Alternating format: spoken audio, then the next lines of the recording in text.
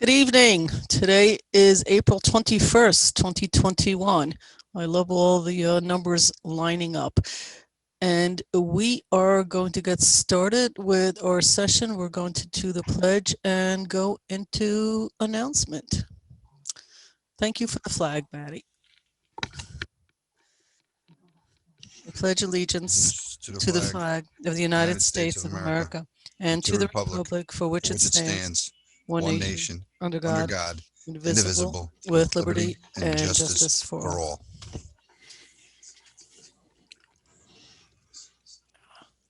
Trustee Fritchie?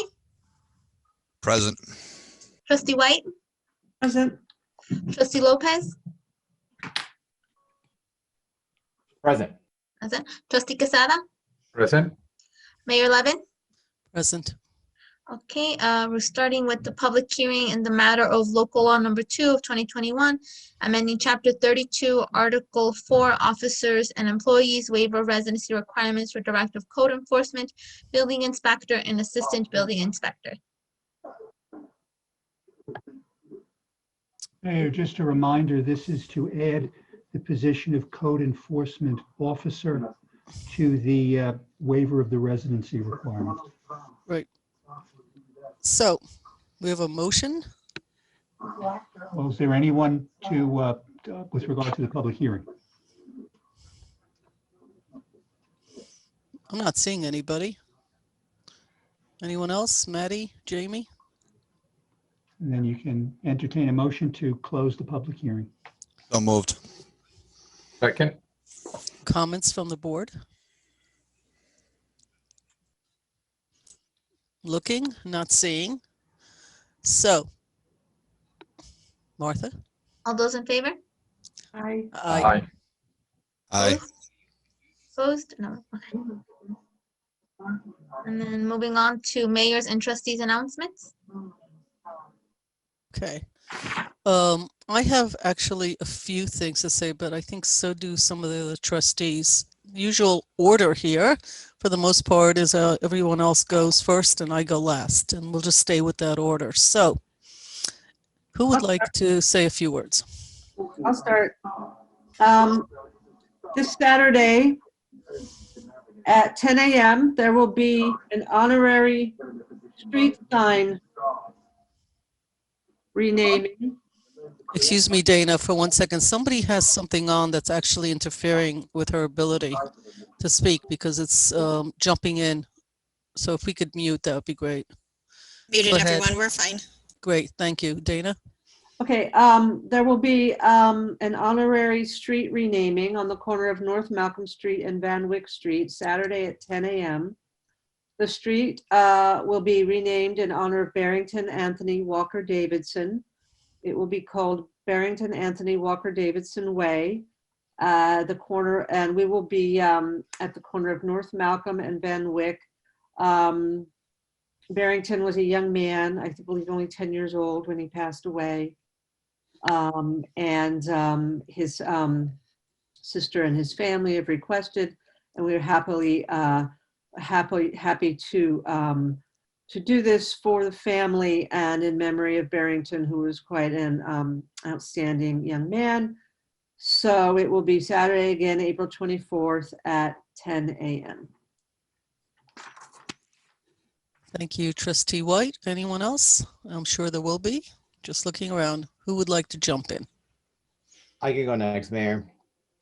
I'm sure that many folks in the community may have already seen the email that was sent out, joint email from the village, town, and schools. I'm also sure that many of my other colleagues will make a mention of this in one way or another, but yesterday was a big day of getting the conviction of David Chauvin for the murder of George Floyd. And like many in the community, I know that there's a sense of not justice, because if there were justice, George Floyd would be alive, but at the very least, step toward accountability. And this was something that a lot of folks in our community were looking toward to see what would happen. And there's no winners here, but what I can say is that there there is, again, some accountability, and I think that's huge. And so it's a step in the right direction, and it's one that has caused literally the largest public engagement and public outcry, public demonstrations in world history. You saw demonstrations around the world because of this case. And so I am heartened by what we're seeing here locally. We know that we are doing work to continue to improve our own police department. And what I want is for our community to use this as an opportunity to continue working together in the spirit of justice, because that is ultimately what we are moving toward, a world in which everyone in our community feels safe, and one in which we have a police department that continues to live by the values that it espouses, to serve and protect. These are men and women that are in our community every day doing so. And so we want to recognize the difficulty of that work and wanting to move forward in a really progressive way. So it's a really hard issue, super emotional for so many people in our community, but a positive step. So that's it. That's it for me. Thank you. Thank you, Trustee Lopez. Anyone else have announcements? No? I see a no. Bob, was that a yes or a no? Okay, great. Thank you. So I actually have a few announcements. To echo Trustee Lopez's words, bravo, well said. I thank you. I will say that yesterday's verdict means different things to different people. Justice is at the bottom, middle, and top of this. I have said this before, I'll say it again. Sustainable change occurs when people find common ground and work together. When you can turn anger into action, that's when you have long-sustaining, meaningful change for all that are involved. It's not one group, it's not all groups, it's not my group and your group. That actually gives space to emotions, which is important, but not for sustainable change. I'm hoping for sustainable change. When I first ran for office, I was just looking at something because I had to give someone some quote or something.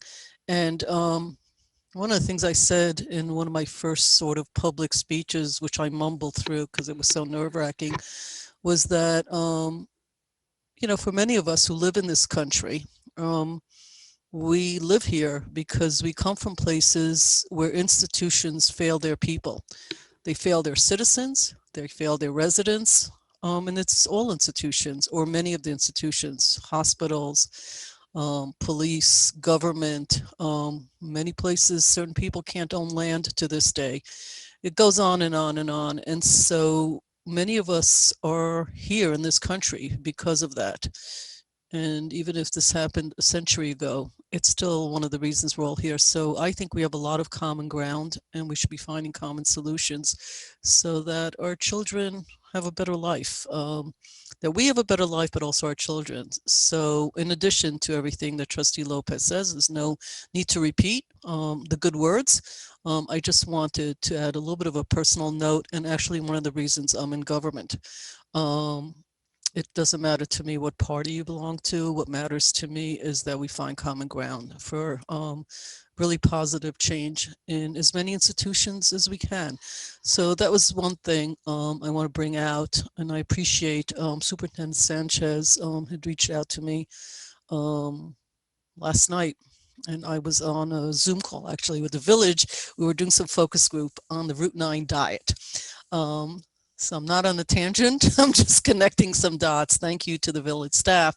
And I was also watching, what was going on with the verdict. And to his credit, he really stepped up, and we had some conversations about this via texting and email. So I appreciate his time and energy, as well as Supervisor Levenberg. It happened all very quickly, but I do appreciate that. I do want to say on a different note that tomorrow is Bring Your Child to Work Day. Ms. Foundation started in 1993. It's a new world because we're virtual, so it's sort of interesting. I actually wanted to bring my daughters today. They're not with us though, because once they get to a certain age, their desire to be close to their parents as they're speaking in public diminishes, and there's not much I can do about it. But I do want to encourage those of you who work for organizations or corporations. I always enjoyed having kids come when I worked in corporations, but it's also for small businesses. It was designed by Ms. Foundation, and I'm a big fan of Gloria Steinem. It was designed so that children could see what their parents do, can aspire to do what their parents do, or aspire to do exactly not what their parents do, because they see how hard it is, and they might aspire to something different. But it allowed daughters to see what their moms and dads do. It then became Bring Your Children to Work Day. So I hope that some of you take advantage of that, because it's a meaningful experience. And if your employer isn't doing it tomorrow, bring your kids in anyway. They can't stop them from being on Zoom. There's a lot of environmental things going on with green austening. I hope everybody is. There's still, I think, like 70 or 80 different events happening. It's just unbelievable what green austening is doing out there. I think on Sunday, I will be on a panel with Sandy Galiff and I think Pete Harcum. And I think we're the last panel about politics and the environment. But before that, we are going to hear from the author of Caste. I'm about halfway, no, 2/3 of the way through the book. It's an amazing book, and if I were smart, I'd remember the name of the author, but I'm not that bright, apparently. Maybe Maddie Sahaj, I think, read the book. What's her name? I'm sorry. Isabel Wilkerson, I believe. Right, and it's 4 p.m., I think. There was a Zoom with her about this really, really interesting book. Not the easiest book to read, but good. It's a good thing that's not the easiest book to read. It's a terrific book, so I'm encouraging folks to, there's a lot going on in the village, folks to look through that. So that is sort of my quick announcements of what's going on in the village. There's always so much going on in the village. I met with the village from Scarsdale for a different reason today. And I happen to work in that area, and we want to talk about a couple of things. She just became mayor, and she was asking me all about austening. I just said, you got to come and visit, because, you know, there's so much going on. Very exciting stuff, very exciting things going on. So if you guys could I put together, I'm going to call it like a 4-page slide presentation. Here's what I want to do. I want to take this moment to do a few things. First of all, Maddie, if you could, do you have it? Are you sharing it? Okay, so I'd like to do a 100-day review. I've been mayor for just over 100 days. We finished the first quarter. From a financial point of view, I think in quarters. I've been working corporations and dealing with budgets and all sorts of stuff for many, many years. So I think in terms of quarters, I asked the village staff and manager to please do quarterly presentation to update the village. For those of you that follow us, you saw that exciting presentation. And I'm not being sarcastic, folks. I'm being serious. Really good presentation that really showed what is happening in the village in a very meaningful way. I took that presentation, and instead of creating yet another presentation, I did a little bit of an overlay on 4 key items, so that I would like to sort of introduce what this wonderful board has been up to for 3 months. Projects that started in the past, projects that are midway, projects that are going to be in the future, and just do from a board perspective. Why? Because what the staff does and what the board isn't exactly the same thing. The village board trustees, in addition to being elected official, are individually elected. So we're not like a slate of people, like in some governments, you run as a slate or you don't even run as a party.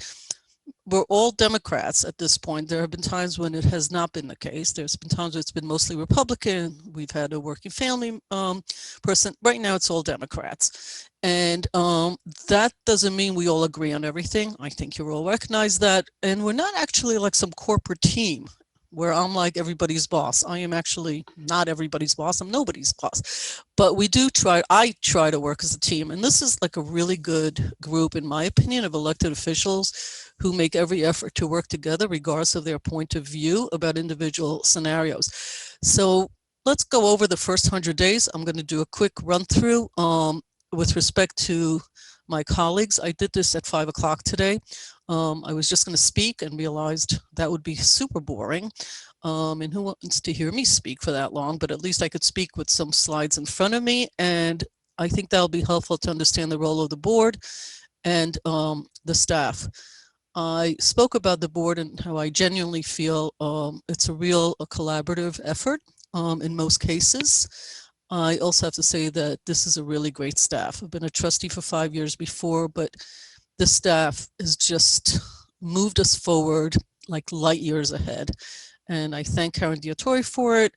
I thank Maddie who's on the call. I thank Jamie because she's not, she doesn't block out my picture when I talk and tells me how to look better on these things, but she really does a yeoman's job at making sure that we are in 21st century using technology in the best way we can to inform the public. So if somebody could share the 4-page slide that I put together. I apologize that I didn't really tell my fellow trustees that I was doing this, but I did mention to a couple that I wanted to do like a 100 days review. But one of my favorite shots of the village. So if somebody could move the slide forward, I'd appreciate it. So the purpose of the next 5 minutes is I want to talk about the Village Board of Trustees and that what we look at is big picture items. We as trustees, as representatives of the public, propose ideas, concepts, legislation, policy, changes, things we want to remain the same, all of that, and we provide oversight for the village staff. Let me explain that the fact that we have 3 direct reports doesn't mean that everyone in the village actually reports to us. We have 3 direct reports.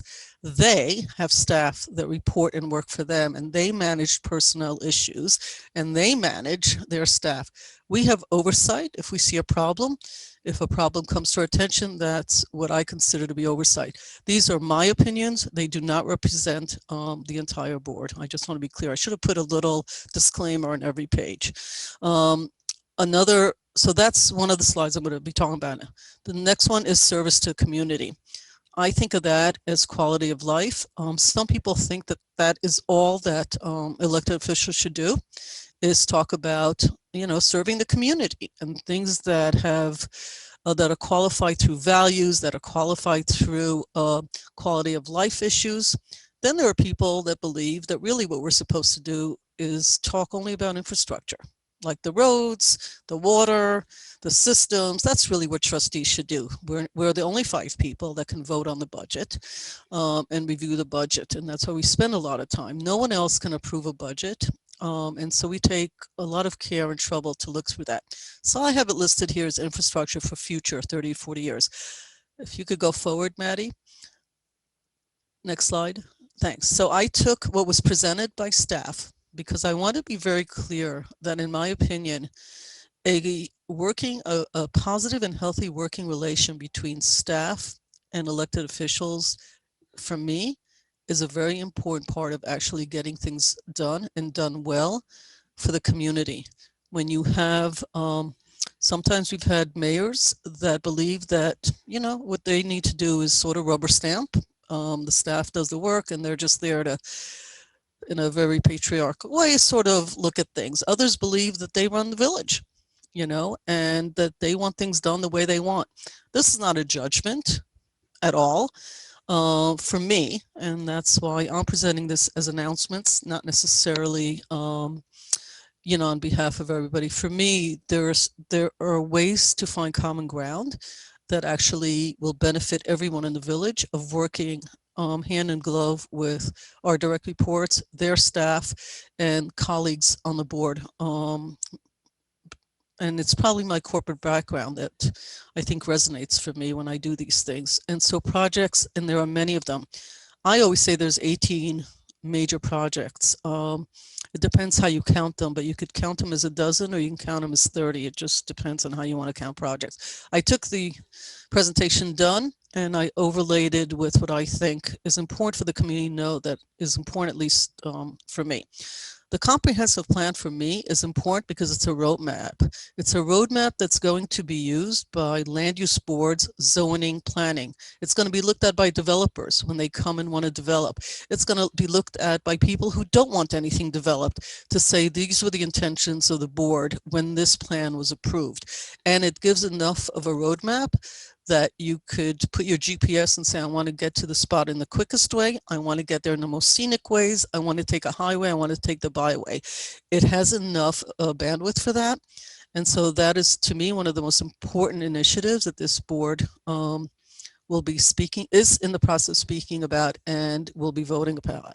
DPW site, for me, it's really a balancing act of how to best use the waterfront. I think we're moving forward on that. Another very large initiative.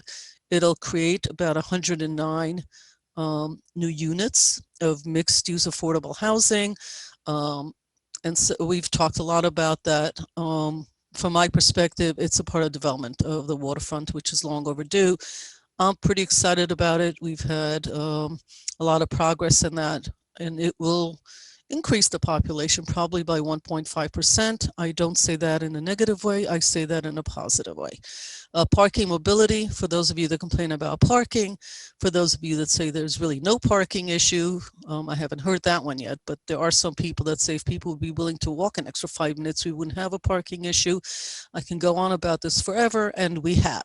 The good news is that we are actually the staff is actually looking at this, and I am really optimistic that we are going to make huge strides on this. Maddie's shaking her head. Thank you, Maddie, because yes, you're a big part of the reason for that. And there are others. I don't want to sit here, go through the bullets and start naming names. It's not fair. We all work as teams. No one should be viewed as the key player, because they're only a key player if their colleagues elevated them in the process. And so I don't like to choose individuals. I think a lot of this really does take a team. We're looking at our businesses, we're looking at the residents, we're looking at ideas for increased revenue, all of these things. Route 9 road diet study, one of the weirdest names I've ever heard. It's an actual term, though. It was not created by the village. As long as I've lived in this community, and it is a long time, people have complained about Route 9 and how it divides this community physically, emotionally. You got to take your life in your hand when you cross over from the community center across the street. It's a there's areas where there's 5-way intersection. There are areas where the traffic's moving at really dangerous speed as people go like it's a highway. The parking is really weird. The stores that are on there, there's just nothing good happening. As far as I'm concerned, it needs to be totally rethought. We've been talking about this for years. I am not cautiously optimistic, as some of the folks on this call have said to me. I am actually optimistic that this will move again in leaps and bounds. If we can move to the next one. This is what I consider service. So a lot of trustees really are in service to the community. It really is true. Many of us spend quite a bit of hours on it. There's no requirement for how many hours we're supposed to spend, just so we're clear about it. We could spend very few hours, we could spend full time. It is really up to an individual elected official in their own value system and their own work life, and in balancing their life with their family, their jobs, and whatever else they have going on in their life. Many of them also do other not-for-profit work, etc. So I'm very cognizant of that, but I call this, in service of the community.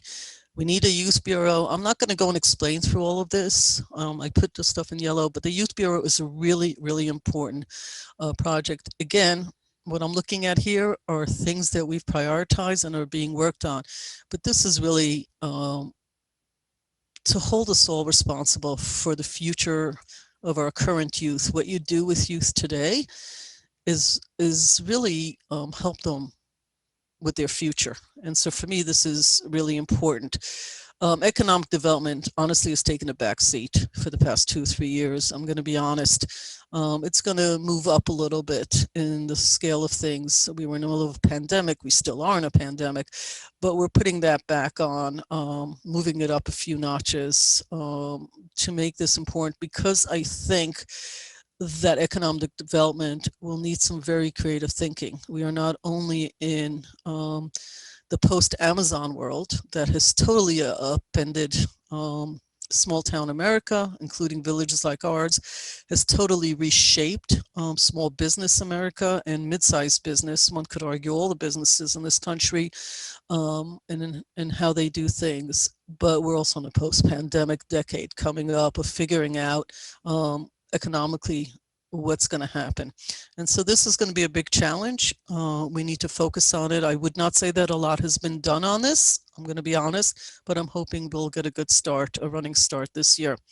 I am big on environmental sustainability. I don't want to talk about anything except the fact that both in the first 100 days and towards the end of last year, members of this board have been hugely successful, along with the staff, in moving wetland legislation, which is a very big deal, and really aggressively looking at collaborating on wonderful environmental resources, but also looking for grants, but really looking at everything we do in the village.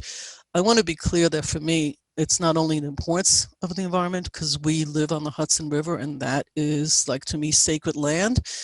But from everything I'm reading, there are going to be a huge number of jobs in the green economy. And it doesn't matter to me whether you're conservative or liberal and what you feel about whatever the media is talking about.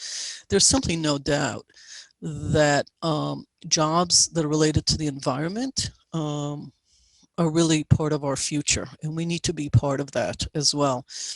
I'm going to move on. The COVID-19 response we've talked about, and some of the things that we've done, we've talked about it. I cannot speak enough.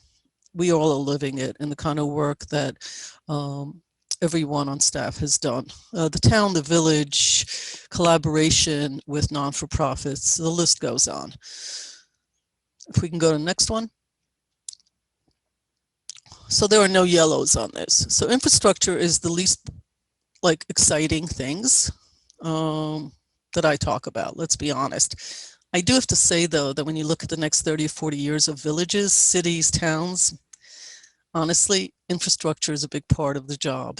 And we, as elected officials, as representatives of the public, really have a responsibility to make sure that the right projects are being approached. The financials are all there, responsible behavior is there.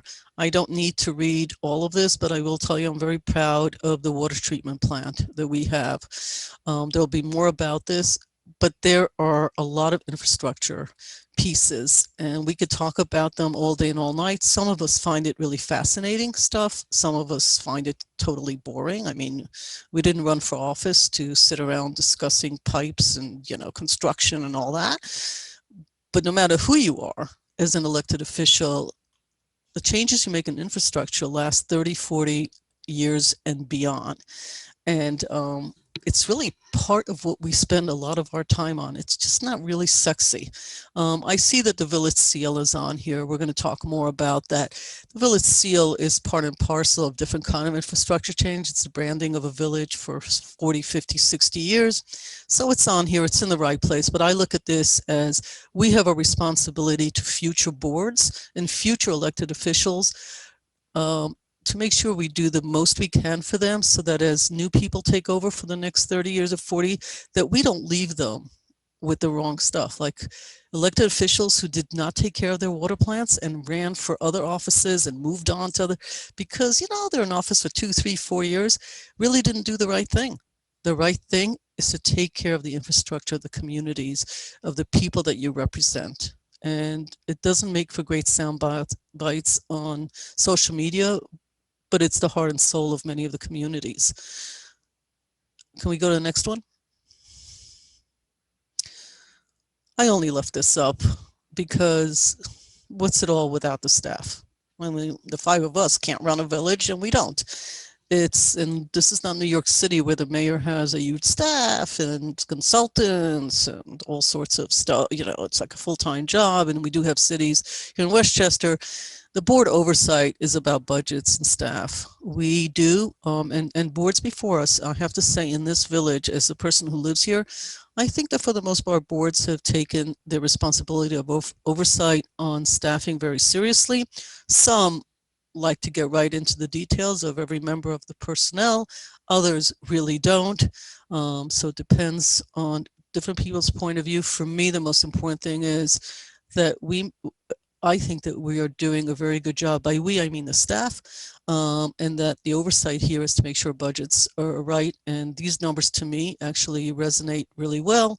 We will be discussing different personnel changes, and personnel changes are made all the time. You are not living in a healthy community if there are not any personnel changes. Without those changes, you're not moving forward. You may like some of the changes, you may dislike the changes, but I really do believe that this board has done a good job and will continue to do a good job to make sure that the staff has what it needs at the right level, not more than it needs, not less than it needs, but the right amount to accomplish the goals that we've set forward. The only thing missing from this, and I know that Maddie or Jamie would have typed it in right before we got on if I had asked them to. There was a piece of legislation that came down that we'll be discussing, and this happens all the time. We sort of set the path for the next 12 to 18 months, but then something else happens at the state level or county. So legislation regarding marijuana, which recently came, will require time, energy, communication, open meetings. We are holding I think for this board, the first, I don't want to call it a town hall. We're like a village. We're going to call it a village hall, public engagement. And the first topic's actually, I know marijuana. If I could be reminded, because I don't have my calendar open, but I believe that it is May 20th. May 20th. Yeah, and 7th, May 20th. And it's going to be, that's probably why I had the wrong day before. May 20th, 7:30, and it'll be done by Zoom, and you'll be hearing more about that, and that'll be added to this list. I hope that people have found this hopeful. I want to thank everyone that's involved. It does take a village to run a village. I thank all my colleagues. Maybe in another 100 days or in another quarter, we'll do something a little different, but I thought this might be helpful from my point of view. Is where we're going and how we fit in with the projects and the folks that are running the village. So that's the last slide. I don't have a cute final slide, sorry. I appreciate everybody's time, and I don't know if there are any questions or comments, or if we should just, are there any questions or comments? Not seeing anybody. Okay. So that's the mayor's and trustees announcement. I thank everyone for that. Administrative reports.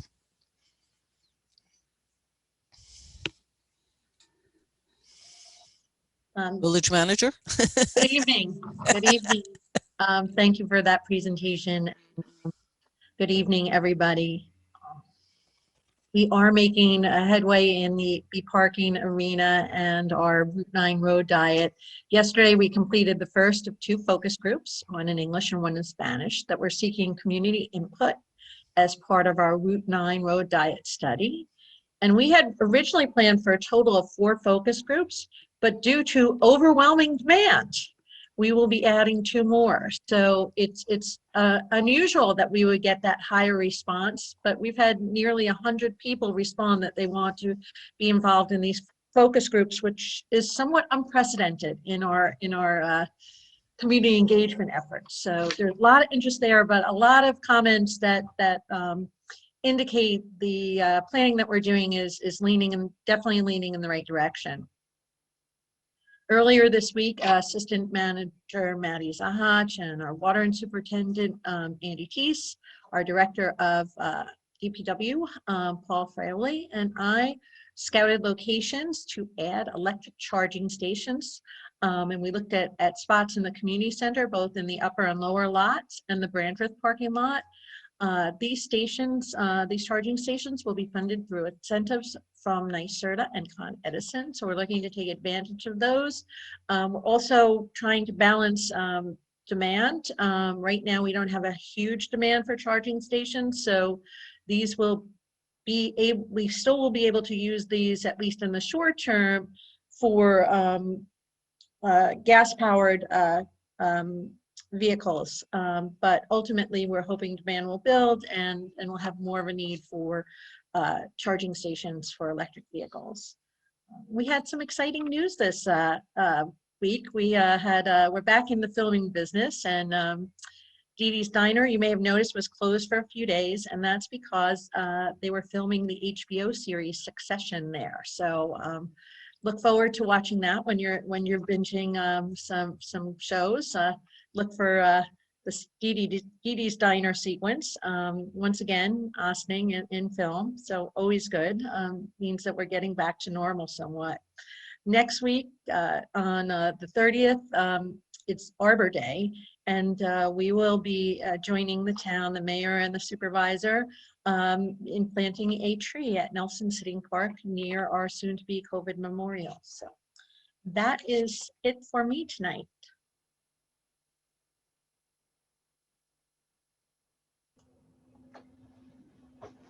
Okay, Corporation Counsel Stuart Kahan. Thank you, Martha. Good evening, Mayor, members of the board. There is a planning board meeting on April the 27th. The agenda and linked documents are available on the village's website.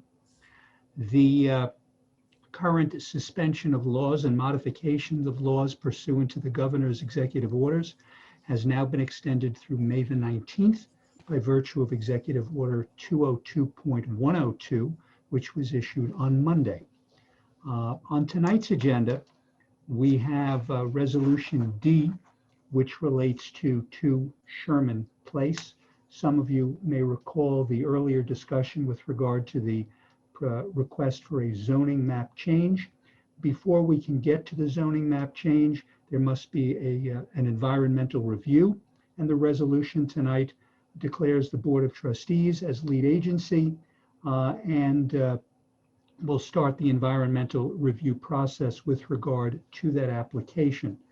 We also have on tonight's agenda Resolution H, which will adopt proposed Local Law 3, formerly Local Law 9 of 2020, which was proposed then, but will actually be adopted as Local Law 2 of 2021. I apologize for all the numbers, but that's how it is. And that will relate to the sidewalk cafes, outdoor dining, and sidewalk sales, which has been extensively discussed by this board, both in work session and in legislative session. Otherwise, that's it from Corporation Counsel. Thank you, folks. Okay, Police Chief Kevin Sylvester. Good evening. 3 quick things from the police department. April 24th coming up is National Drug Take Back Day. So we'll have an event here at the police station where you can bring back all of your unused medications. Can't make it on that day. Police station's open 24/7, 365, where we have a drug take back bin here. But that is a big day for an awareness campaign and let people know. So you'll see signs around the village advertising that. Good way to keep prescription medications out of homes and unwanted things out of the hands of folks they're not meant to be with. Next couple of weeks, couple of big programs we'll be taking part in. On April 27th and 29th, I'll be sitting on an expert panel for the RAND Corporation with the Police Executive Research Forum for the National Institute of Justice on their Priority Criminal Justice Needs Initiative. That's on the 27th and 29th. And then on the 29th, the Department of Justice's ICITAP, which is the International Criminal Investigations Training Assistance Program, largely takes police departments from the United States and offers feedback for, or rather training and information for departments around the world. Right now, their predominant focus is Southeast Asia, so I'll be on a panel for them, along with chiefs from Grand Junction, Colorado, Aurora, Illinois, and Mountain View, California. That's all for the police department today. Last thing I do want to add is that in your audience today is one of the students from my Criminal Justice 121 class whose final assignment is to write a paper on 2 municipal meetings they've attended. So if you could all put on a show for my students while they're watching tonight, I'd appreciate that. They'll be writing about you, so you're all on the spot. Okay, that would have been helpful in the beginning, not 10 minutes into or half hour into it, but Yeah, okay. we'll get I there. would have smiled more had I known I was being carefully observed. What's the name? Are we allowed to know the name or?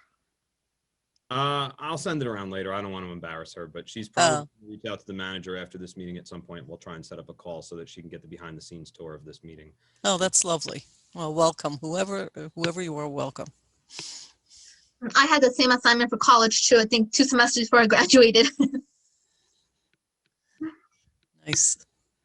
Okay, moving on to organization announcements. Is there anybody here who would like to make an organizational announcement? No one. Okay, moving on to public comments on the agenda items. Is there anybody here who would like to address the board on any of tonight's resolutions? Okay, seeing no one, moving on to the resolutions. Approval of minutes, March 31st, 2021. Resolved that the Board of Trustees of the Village of Awning hereby approves the minutes of the March 31st, 2021 special meeting as presented. Do I have a motion? So moved. Second. Any comments? Not seeing any? All those in favor? Aye. Aye. Okay. Approval of minutes, April 7th, 2021. Resolved that the Board of Trustees of the Village of Awning hereby approves the minutes of the April 7th, 2021 regular meeting as presented. Do I have a motion? So move. Second.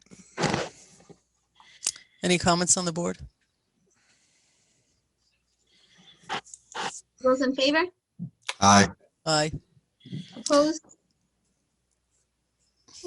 So Martha, if you can hold on a second, somebody has their hands raised, but I don't know when it went up and I don't know. It what- wasn't up before, it just went up. So how would you like to handle that? Well, I don't know what it's regarding, so I think we're going to either send them a message and ask which piece it's regarding, because we've sort of moved I on. don't have a way to send messages. All right, so we have to possibly bring the person. Can he put something in the chat? That's up to him. Right. I'm just thinking maybe he was trying to find where to raise his hand and was a little late when we got into business. If That's everyone's okay, I can allow him to speak. That's up to you. okay. Let's do that All right, no because problem. All right, so Wayne, Move quickly. Mr. Eskinon, and I apologize if I've not done well with the pronunciation. You're coming over now. Mayor, this is the gentleman who's talking about the 3 homes on Picantico. I sent this to the board. okay. He's aware that he was going to be talking at the end of the meeting during Oh, okay. announcements because it is not part of a resolution. Okay, so we're going to put you on at the announcements at the end. There's a section in our meeting. Thank you, Mr. Kahan. So we'll put you on at that point. Okay, Martha? Okay. Let me just go back to approval of voucher detail, April 21st, 2021. Resolved that the Board of Trustees of the Village of Awning hereby approves the voucher detail report dated April 21st, 2021 in the amount of $415,845.13. Do I have a motion? So move. Second. Comments? All those in favor? Aye. Opposed? Okay. For the next resolution, do you want me to read the entire thing, Stuart? I would appreciate it, Martha. Yes, thank you. Okay. Declaration of lead agency status and determination that the proposed zoning map change of 2 Sherman Place 89.16-3-88.1 from the current S75 single-family zoning district to the NC-2 Neighborhood Center zoning district is an unlisted action for the State Environmental Quality Review Act, SEQR, in Chapter 118 of the Village Code. Whereas on November 23rd, 2020, the clerk of the Village of Awning received from 2 Sherman Place LLC an application pursuant to Village Code Section 270-59 requesting a change to the village's zoning map. More specifically, that the applicant's property located at 2 Sherman Place identified in the Village of Awning tax map as Section 89.16, Block 3, Lot 88.1, currently zoned in the Z and the S75 single-family zoning district be rezoned into the NC 2 Neighborhood Center Zoning District. And whereas pursuant to Village Code Section 270-59, the application for a zoning map change was referred to the Village's Planning Board. And whereas on February 23rd, 2021, the Planning Board issued its recommendations to the Board of Trustees. And whereas on April 7th, 2021, the Board of Trustees opened and closed a public hearing on the proposed zoning map change, during which public hearing members of the public addressed the board on concerns regarding the proposed zoning map change.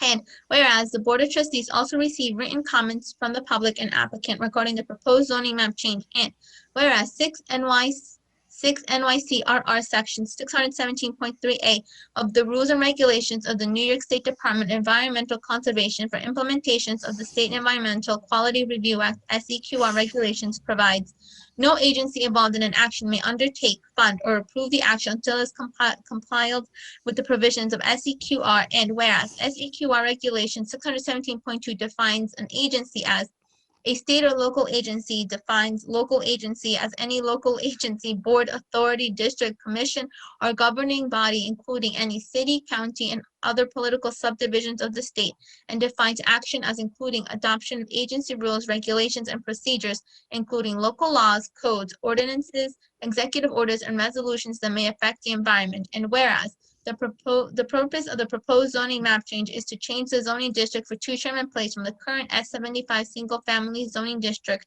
to the NC2 Neighborhood Center Zoning District. And whereas SEQR Regulation 617.2 defines an involved agency as an agency that has jurisdiction by law to fund, approve, or directly undertake an action, and lead agency as an involved agency principally responsible for the undertaking, funding, or approving an action, and therefore responsible determining if an environmental impact statement is required in connection with the action, and for the preparation and filing of the statement if one is required. And whereas SEQR Regulation 617.2 defines direct action as including promulgation of agency rules, regulations, laws, codes, ordinances, or executive orders, and policy making that commit an agency to a course of action that may affect the environment. And whereas Village Code Section 118 FB1 identified the Board of Trustees as lead agency for the adoption, amendment, or change in zoning or land use regulations. And whereas there are no other agencies other than the Board of Trustees to be qualified as lead agency. And whereas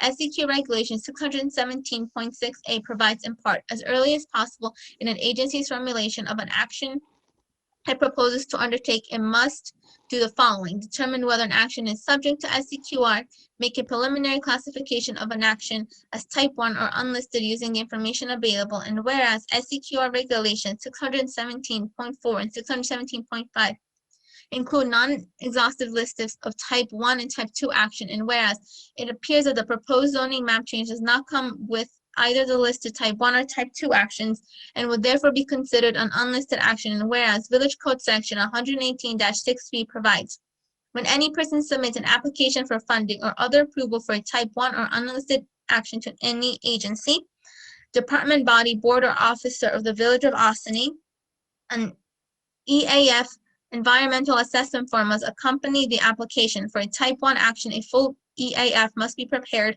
and for unlisted actions, either the full EAF or the short form may be used as appropriate. Now therefore be it resolved that the Board of Trustees of the Village of Awning declares itself as lead agency for contemplated action, that proposed amendment of the zoning change for the property at 2 Sherman Place, 89.16-3-88.1 from the current S57 single family zoning district to the NC-2 Neighborhood Center Zoning District, and be it further resolved that pursuant to SEQR Regulation 617.3D, the Village Board of Trustees as lead agency will make every reasonable effort to involve other agencies and the public in the SEQR process, which will involve notification to interested agencies and members of the public about the proposed zoning map change and the SEQR process. And be it further resolved that as lead agency, the Board of Trustees makes a preliminary classification that the proposed action is an unlisted action, and that a short environmental assessment form shall be prepared. And be it further resolved that pursuant to Village Code Section 118-6C, the Board of Trustees as lead agency for the proposed action shall make a determination of environmental significance based upon the short environmental assessment form and the criteria set out in SEQR Regulation 617.7C. And be it further resolved that the Board of Trustees as lead agency shall make its its determination of the significance within 20 calendar days of receipt of the short environmental assessment form and other reasonably necessary information, or within 20 calendar days of its established as lead agency, whichever comes first. Do I have a motion? So move. Martha, one thing, that last word is whichever comes later, not whichever Oh. comes first.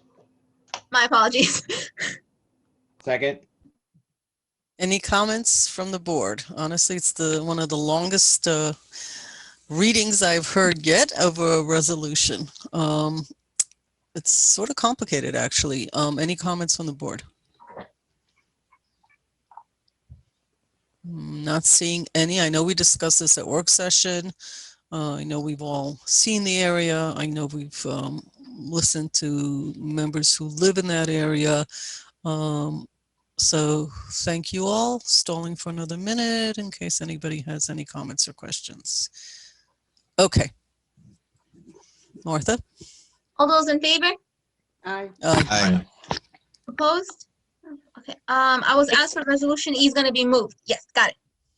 I'm sorry, just for context, I'm sorry, Mayor and Board. Resolution E refers to the 200 Main Street RFP, which really should be with my conversation with Paul under continuing business. So if you wouldn't mind, we'll just bump that back a few minutes, please. Okay. So we're going to F. Correct. We're going F. Thank you. So approval of awning permit for Maracas Bar and Grill. Resolved that pursuant to the Village of Austin Code Section 229-5, the Village of Austin Board of Trustees approves the application by Maracas Bar and Grill, 35 Main Street, 97.07-1-4 for the installation of an awning in accord with the application dated March 14, 2021, and received by the Village of Austin Building Department on March 31st, 2021. Do I have a motion? So move. Second. Comments? I think this is another one discussed as always the week before at a work session for questions, comments by staff, board, etc. Martha? All those in favor? Aye. Aye. Opposed? Okay. Approval of awning permit for Angel Wilmer Campo Verde, also known as Wolf Barbershop. Resolved that pursuant to the Village of Austin Code Section 229-5, the Village of Austin Board of Trustees approves the application by Angel Wilmer Campo Verde, aka Will's Barbershop, 15 Croton Avenue, 89.19-2-65, for the installation of awnings in accord with the application dated November 2nd, 2020, and received by the Village of Austin's Building Department on March 30th, 2021. Do I have a motion? So moved. Second. Comments? Yes, may I? Sure. Thank you, Mayor. Stuart, I know with an email sent out with a revised image, I want to say from what was presented last week on a work session with the additional lettering on the bottom portion of the awning. Could you just double check and triple check, make sure that part is part of the submission that is going to go to the building department, so they actually make sure that the installation of the awning is appropriate based on the rendering that was sent out to us? They already have it, sir. I appreciate that. Thank you. Martha? All those in favor? Aye. Aye. Aye. Okay, opposed? Okay. Adoption of proposed local law 3 of 2021, formerly proposed local law 9 of 2020, a local law amending chapter 216 sidewalk cafes of the Village of Austin Code. Whereas the Board of Trustees of the Village of Austin has been considering the adoption of proposed local law 3 2021, formerly proposed local law 9 2020, titled a local law amending chapter 216 sidewalk cafes of the Village of Austin Code. And whereas in accordance with New York State law and the Village of Austin Code, and having provided all requisite notice, the Board of Trustees conducted a public hearing on April 14th, 2021 at via the Zoom platform in accordance with the governor's executive orders, during which time the public had an opportunity to be heard regarding the proposed local law. And whereas on April 14, 2021, at the conclusion of the public hearing was closed. And whereas the proposed local law has been considered by the Board of Trustees, and it has been determined that there are no impediments to proceeding with the adoption of the local law. Now therefore be it resolved that the Board of Trustees of the Village of Austin hereby adopts proposed local law 3 of 2021, formerly proposed local law 9 of 2020 as local law 2 2021, and directs that said local law be filed and or distributed in accord with applicable law. Do I have a motion? So move. Somebody second, please. Comments? Yeah, Stuart, I was trying to get into the local law, but this is from May to October, and the seating is on the street, correct? Sidewalks are to stay open. Yes. Thank you.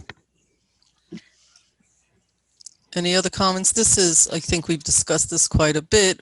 Thank you to everybody on staff. Every municipality is doing it a little bit differently. There's pricing involved.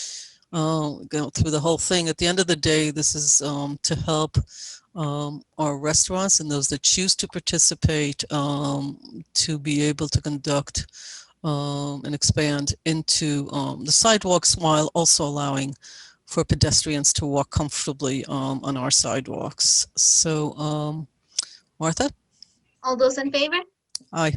Aye. Aye. Martha, roll call, please. Oh, roll call, Yep. okay. Trustee Lopez, Aye. trustee Quesada, Aye. trustee White, Aye. trustee Fritchie, Aye. Mayor Levin. Aye. Thank you. 1 second, okay.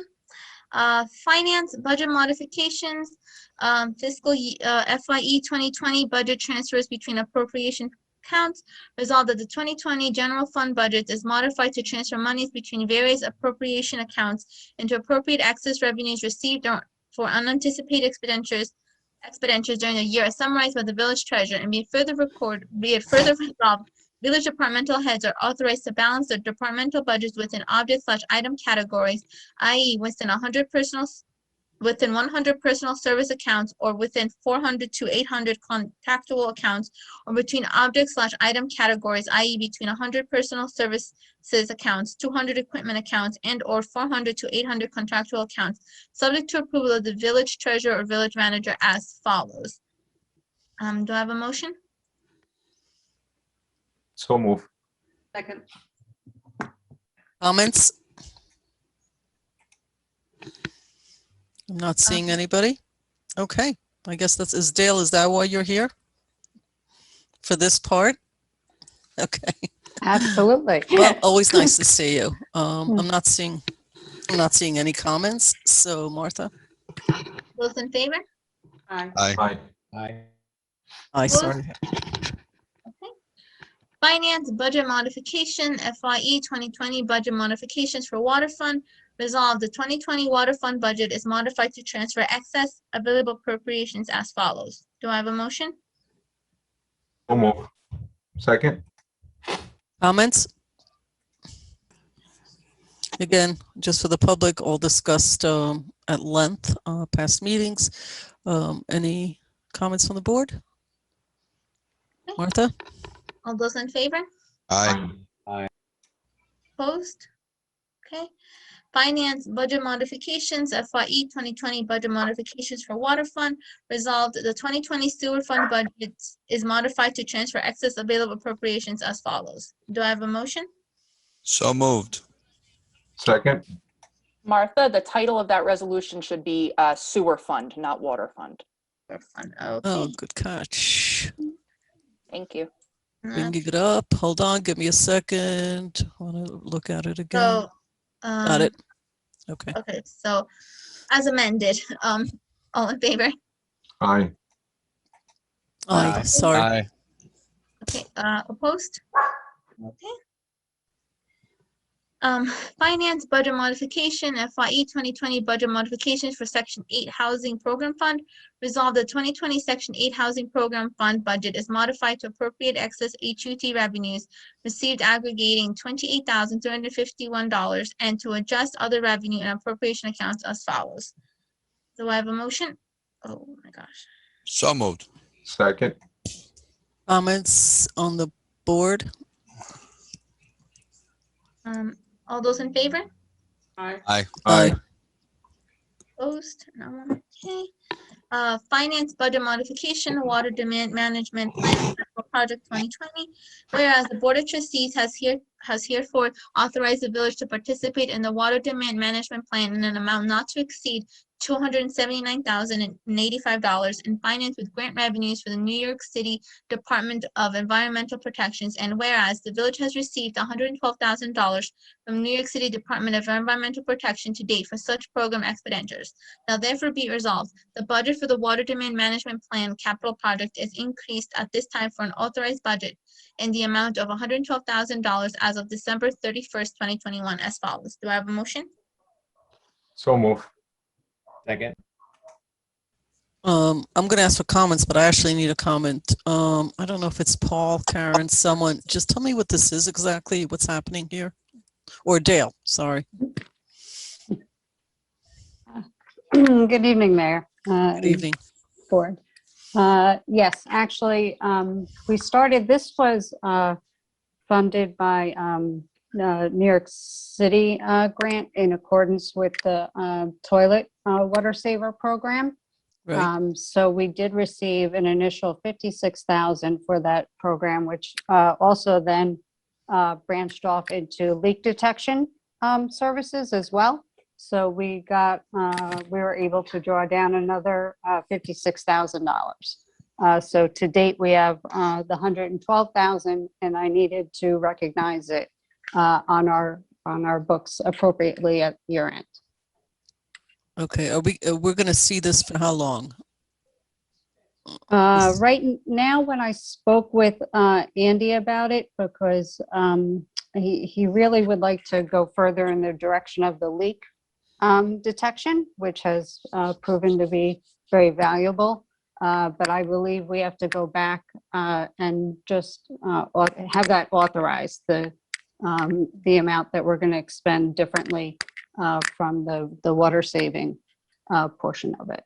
Okay, so if you can, just when you settle on something, if you just either update the board or send an email out, I'm just curious as to the leak detection has been just a game changer for this community. It goes back to my slide on infrastructure, not sexy, but you know, it's one of those things people don't know about unless they're following this sort of stuff carefully. But it's been a game changer being able, to me, it's like the doctors who prevent you from having heart attacks versus the surgeons who bring you back to life. You really want to be in the former's hands, not the latter's. So this is great. I just wasn't really understanding what was happening here budget-wise, so just update for me anyway. I don't know if everybody else needs it. I'd appreciate it going forward as well as things are being changed. I don't need a presentation though, just a short note would be really appreciated. Thank you. Absolutely. Martha? All those in favor? Aye. Aye. Opposed? Okay. Finance Budget Modification Comprehensive Plan Capital Project 2020, whereas the Board of Trustees has heretofore authorized the village to establish the comprehensive plan project in the amount of $300,000 financed with transfers from general fund balance, and whereas the village has been awarded a grant of $18,000 from the Hudson River Valley Greenway to match program expenditures related to the comprehensive plan. Now therefore be resolved, the budget for the comprehensive plan project is increased at this time for an authorized budget in the amount of $318,000 as of December 31st, 2020 as follows. Do I have a motion? So moved. Second. Comments? Okay. All those in favor? Aye. Aye. Opposed? Okay. Finance budget modification, FY 2021 budget modifications from general fund. Resolved, the 2021 general fund budget is modified to increase assorted personnel budget lines from contingency as follows. Do I have a motion? So moved. Second. Comments? I'm still reading it, but go ahead. Comments? All those in Okay. favor? Aye. Aye. Opposed? Fire Department appointment, Austin Host Company number 1. Resolved that upon recommendation of the Fire Chief, Diego Morales, Austin, New York, was elected an active member of Austin Host Company number 1 for interior firefighting. Do I have a motion? So moved. Second. Comments? All those in favor? Aye. Aye. Opposed? Okay. Fire Department appointment, Austin Host Company number 1. Resolved that upon recommendation of the Fire Chief, Gabriela Rinaldi, Austin, New York, was elected an active member of the Auditing Hose Company number 1 for interior firefighting. Do you have a motion? So moved. Second. Comments? All Martha? those in favor? Aye. Aye. Aye. Opposed? Okay. Fire Department Appointment Monitor Host Company number 4, resolved that upon recommendation of the Fire Chief Thomas Linham, Austin, New York was elected an active member of Monitor Host Company number 4 for interior firefighting. Do you have a motion? So moved. Second. Comments? Martha? All those in favor? Aye. Okay. Going on to continuing business of the board, we have first the 200 Main Street Environmental Consultant RFP. Who's presenting this? I think Paul and I are going to tag team it, but I'll start if you don't mind. Thank you again, Mayor and members of the board. As the board is aware, this is a project from a couple years back. The village won almost $500,000 in grant funding back in the 2019 CFA application for the remediation of the interior of the 200 Main Street building. We finally, at long last, got approval from HCR, which is the state agency that's administering this grant, in very late March to commence work as a result of a lot of team effort, a lot of work between the manager's office, corporation counsel, our engineer, and our planner to get us in shape to the next step of that application. So thanks to all of those folks for getting us forward.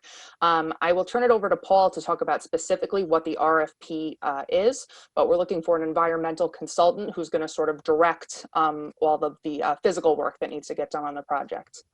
Paul. Thank you, Maddie. So yeah, it did take a while. So we went through the process and received the ability to commence with the work. And the first step of this work, like most of our capital projects, is to retain a professional in that area of expertise and create a bid document for the same. So to do that, we're putting out an RFP. To structure the RFP, we utilized previously submitted proposals that we received for the same type of work. You know, we had to educate ourselves a little bit because, quite frankly, environmental remediation is a little bit out of my lane. But this RFP is going to allow us to bring somebody in that can do the same. There's some components to this RFP that are not the same as all of our RFPs, in that the grant requirements that Maddie had just mentioned before me have some aspects to the consultant that we need to make sure whatever group we select has, like a WBE component or an MBE component. And then once we award that RFP, there's also another component where we need to bring on an intern to assist the consultant in some of the work. And we're working on that aspect too, through personnel and some of our part-time hires that we plan on doing this summer. And that lines up nicely because we typically don't have interns here any other time of the year, but it just works out nicely where if this RFP gets released and awarded, we'll be right at the right time to allow an intern to work the appropriate amount of hours to satisfy the grant requirements. And we don't want to jeopardize losing any of that grant money, which is, I think, like Maddie said, $500,000. And we anticipate the total project cost, including the soft cost, which is utilizing this consultant to create remediation documents, testing protocol, and then to oversee the project and all the necessary remediation and testing that takes place during the project by a contractor who will bid the project. This total project, soft cost and hard cost included, is anticipated to be less than $1 million. And we're receiving $1 million from the state. And once we put the project out on the street and bid it, we will coordinate the rest of that borrow with Dale. It was discussed and estimated, I think, at Dale, correct me if I'm wrong, I think we presently have a placeholder of $750,000 in the capital line, and we'll adjust that accordingly. The work itself, I could tell you a little bit about the work itself. The reason that it kind of blossomed into a full building interior environmental remediation project is because of some of the demolition work. It basically created the entire area we determined to potentially contain asbestos material. So the entire interior of the building will be remediated. The scope is basically going to leave the eventual buyer of this building with basically a blank palette inside, but it will be completely environmentally sound. One of the positive things about, we've talked about this project for a couple of years. One of the positive things that took place while we were waiting was that we did actually go do the exterior roof repairs and fix all the interior leader piping. And where we once believed that we might have a groundwater issue in the building, I really don't feel that way anymore because the building dried out very nicely, because I've been in there a lot in the last few years going over this scope that we're talking about tonight. But it's over the last year, the interior of the building is void of any water. It evaporated, and it's going to be a nice project to complete, and I think it's going to make the building very marketable. That in conjunction with our not to digress too much, but we've talked about previously with the road diet program. I think it's two very valuable projects for that anchor building in the village. Okay. Anybody have, first of all, I just want to point out that the virtual picture behind the village manager, I think has a mixture of our sign plus the building itself with the sign and the clock in front of it. So if anybody's wondering what the 200 Main, we always assume that people know all this stuff because we always talk about how people live here for generations, but in fact we have lots of migration in and out of this village. Paul did mention, we've talked about a couple of years, frankly, it's more than 4.5 decades. This building sat vacant, administration of it after administration. It has nothing in it, hasn't had anything in it for I think 45 years. Dana is going to correct me if I'm wrong. It's a beautiful building. It just sits on a hill. It's got some downsides, but it is an absolutely gorgeous building. But there's nothing in it. And so we're doing this in order to create, it needs to be done. You can't leave buildings stagnating like this, but it's expensive to fix old historical buildings that were built to last forever. And these buildings were built to last forever. And hey, guess what? They do. And so I'm glad that we're finally doing something with it. Hopefully, we might be able to market it or do something with it. But there are a lot of expenses involved with this building that I'm glad you guys did a great job getting a grant, but it would also fall on the shoulders of taxpayers as well, a building like this. So we'll see what happens once it's brought up to where it should be. Are there any comments or questions for Paul and or Maddie on this? First of all, yay. You know, I think those of us interested in historic preservation or just in, you know, the continued forward advance of this village have been looking forward to the day when we can return this building to use. It was built in about 1908 and is a Beaux-Arts style during a time when everybody wanted to build a bigger, more beautiful bank building than the other guy. And also at a time when people were more likely to walk to the bank. But it is kind of a challenging location. But my question is for Paul is, so when could we possibly see the completion of the remediation?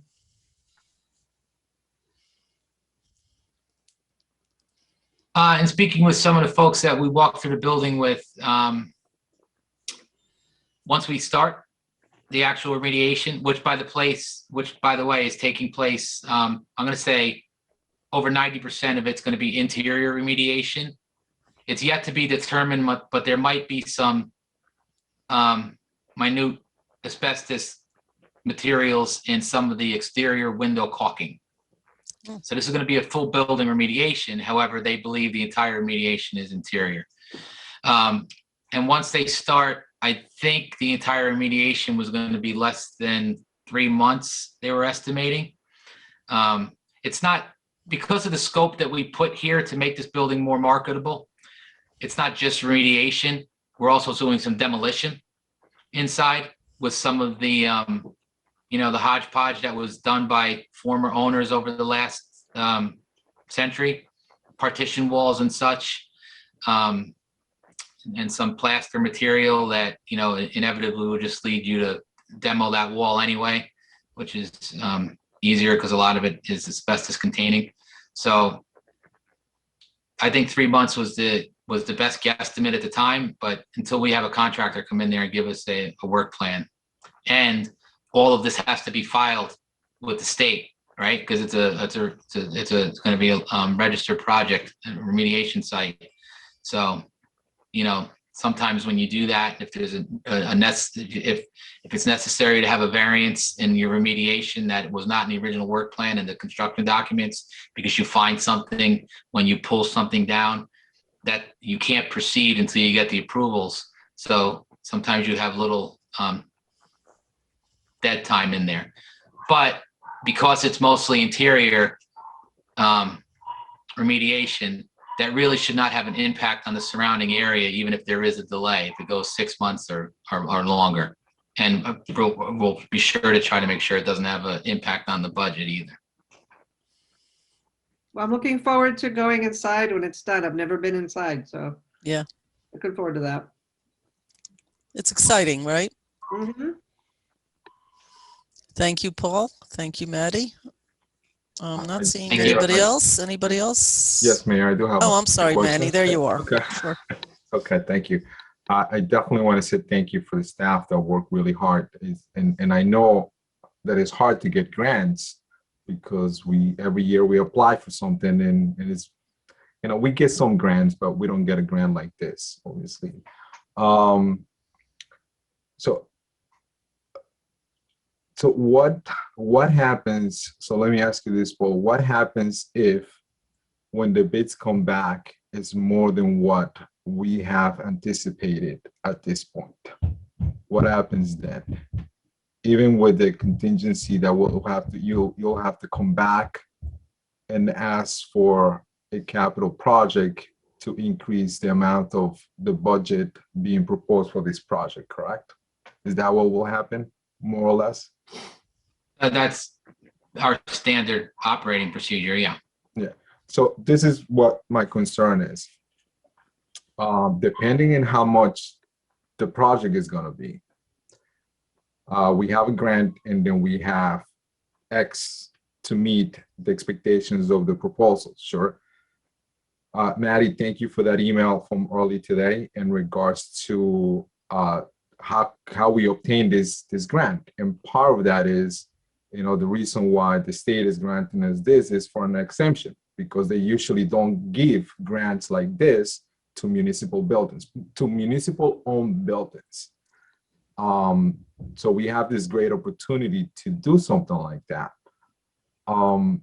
With that in mind, so, and let's say it is $300,000, just to give a number, more or less. So the expectations is that those $300,000 are going to recoup if the village, well, we don't have a choice. We have to sell the building if we go with this grant, correct? So the expectation will be that we're going to recoup the money and a little bit more, if anything, if that's the will of the board. Because, correct me if I'm wrong, Stuart, the value of that, the assessed value of that building we're doing about $150,000 more or less last time we put this building for sale. I believe that's correct. Okay, so I think that was 150,000 in its present condition. correct. And I think there was remediation Correct. estimates put into that. Yes, correct. So at some point of time, we're going to have to figure out what will be the assessed value of that property, which won't be any more $150,000. It's going to be 150 plus what we spend plus what the value of the building is going to be at that point. So we have to keep that in mind. Again, look, if it was for me, I will bring it back to the community center. I've been saying that for a couple months. My understanding is we cannot do that, unfortunately, unless we partner with something else. By one of the exceptions that I was reading, I was doing some research early today that maybe we can do something like that. But anyway, so the expectations are for me to be careful in how much money and how much time do we spend in this building. I know you said 3 months, Paul. Knowing construction, you know this better than I do, working on municipal projects. 3 months, sometimes it's not 3 months. Sometimes it takes a little bit longer than that. So I will just be cautious on that one. My concerns is the time frame, because if we want to do something about this, we will like, I guess, I don't know, I'm just going to put words on the boards itself, but the expectations will be to do something about this building before the end of the year, I would assume. You're correct, and I don't want to speak for Paul at all. Sorry to interject, but we want to make HCR happy on this project, because this is a great deal of money that they've entrusted us with, and we really don't want to file for an extension either. And so we're pretty confident that, knock wood, if all goes according to plan, we'll be out of here and reimbursed by December. That is the plan. And when you say reimbursed, because the village is going to be putting this money out first. That's correct. Before we get anything back. Correct. So are we 100% sure that as soon as the project is done, what is the time frame from then to reimburse the money back to us? Because in different situations, we have seen that money doesn't come back to us as quick as we actually pay to the people that are doing the project, correct? That is true with grants from certain state entities. HCR grants tend to refund in a pretty timely manner. The village has done some HCR grants where the village was the fiduciary for IFCA, and the village put out money that then at the time IFCA had to reimburse, and it was done in a pretty timely fashion. Dale, maybe you remember that in more detail. So this particular funding entity usually refunds and reimburses pretty quickly, as long as the paperwork's submitted properly and on time.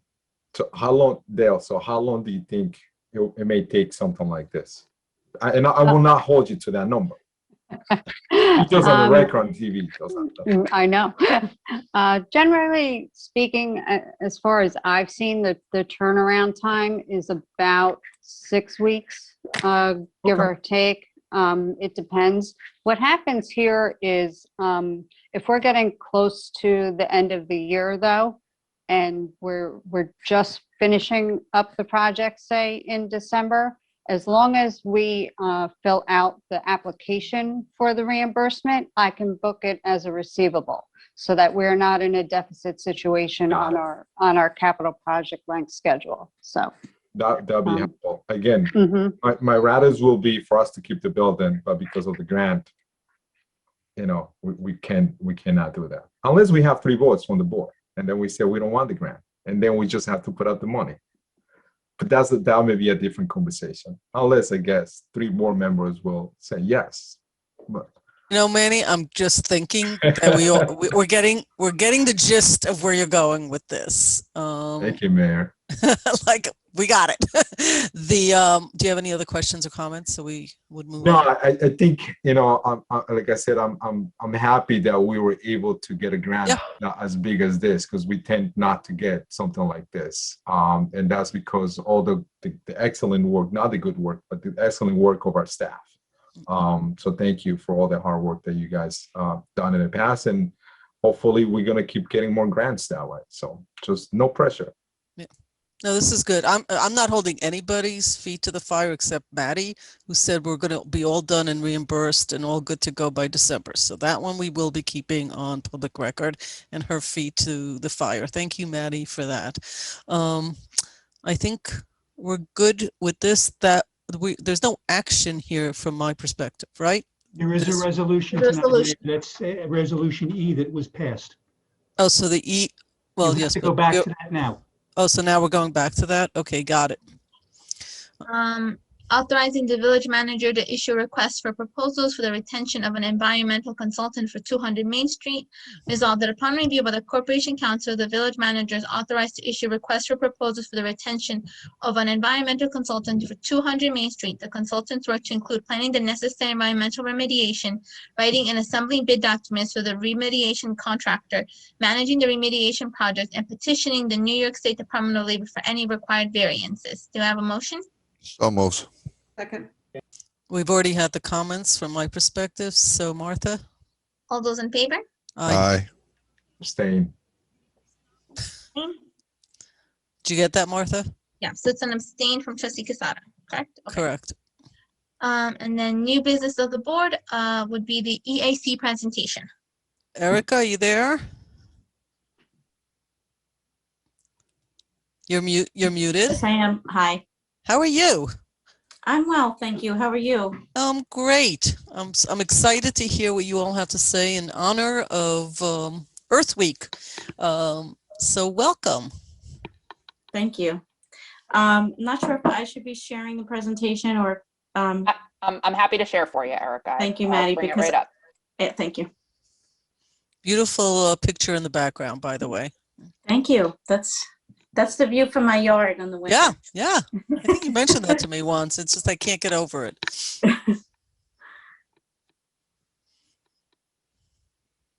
Okay.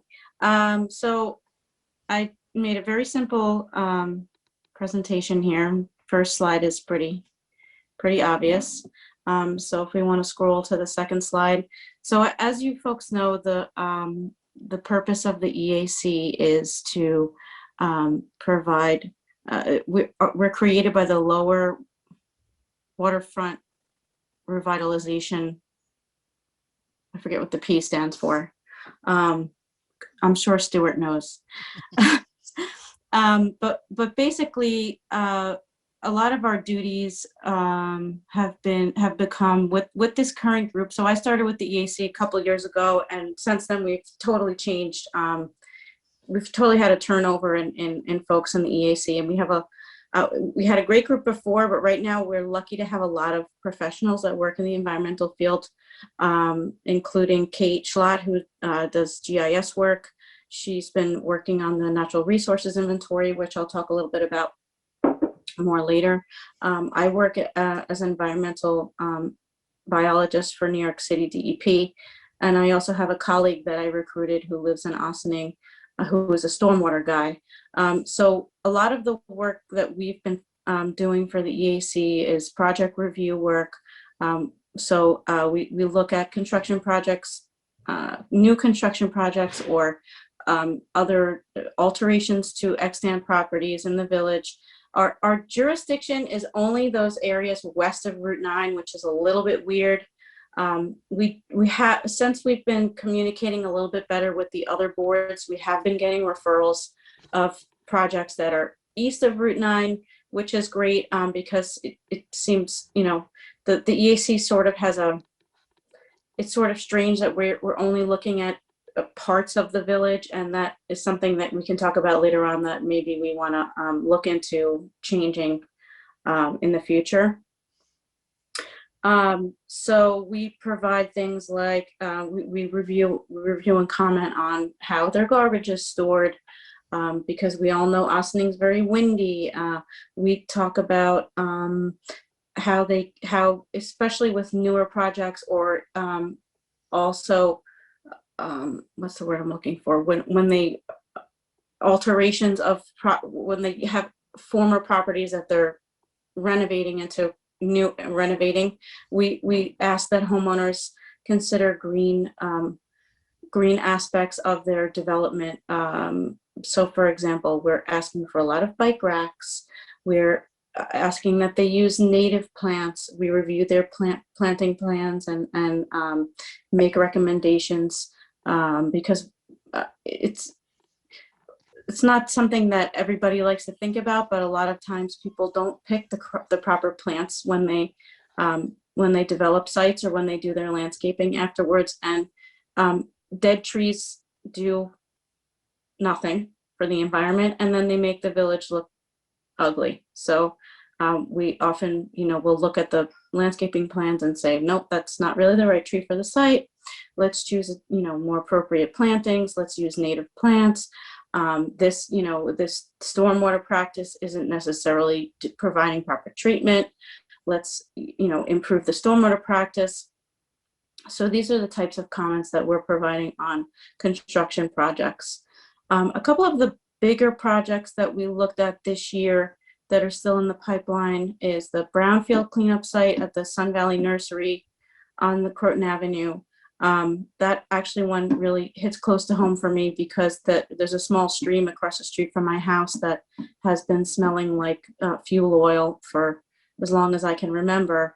And when I read about that site being designated a brownfield by DEC, it kind of a light bulb went off in my head, and I realized that's probably where that smell was coming from. I've on my own contacted DEC many times through the years and asked them to look into it.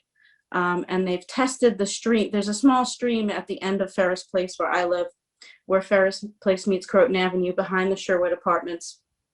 It's one of the streams that was buried in the village. I'm not sure how long ago, surely decades ago. And it daylights for a short stretch, maybe about 200, 250 feet behind the Sherwood Apartments there, or View Living, it's called right now. And then goes back underground at Croton Avenue. It's a consistent flow. It's not an ephemeral stream. It's a consistent flow.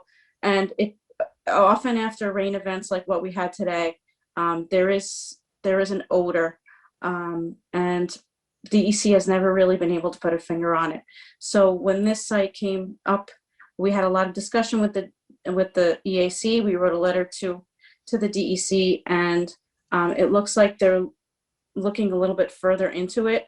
Unfortunately, as we all can see, the property owner has surrounded the entire parcel with ugly looking plywood boards.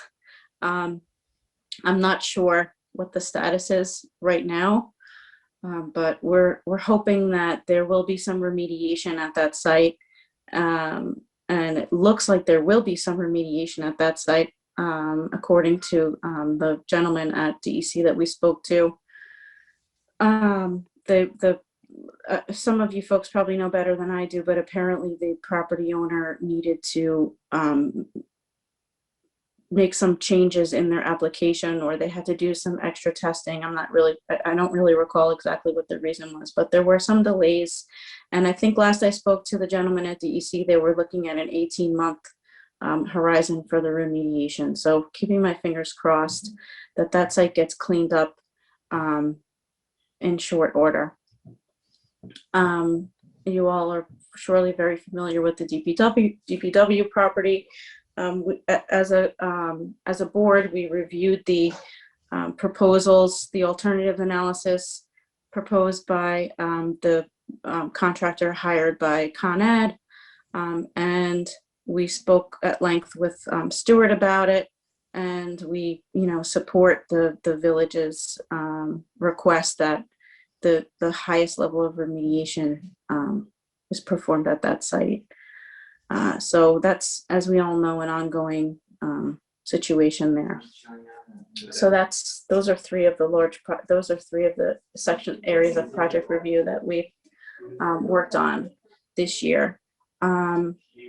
We also, as some of you folks might know, we also kind of accidentally stumbled into a situation where we realized that the village of Awning did not have any wetlands law, because there was a project that we reviewed, Birchbrook, where we noticed that the developer was, because that property actually abuts the village of Briarcliff, we sort of surmised that the property owner was pushing his project further into the part of the parcel that was in the village because we had no wetlands protection laws.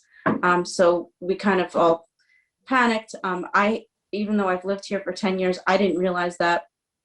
Professionally for my job, I do a lot of reviews in Westchester, project reviews in Westchester, and this is the first time I've ever come across a municipality that didn't have a wetlands law. So we acted quickly with village staff.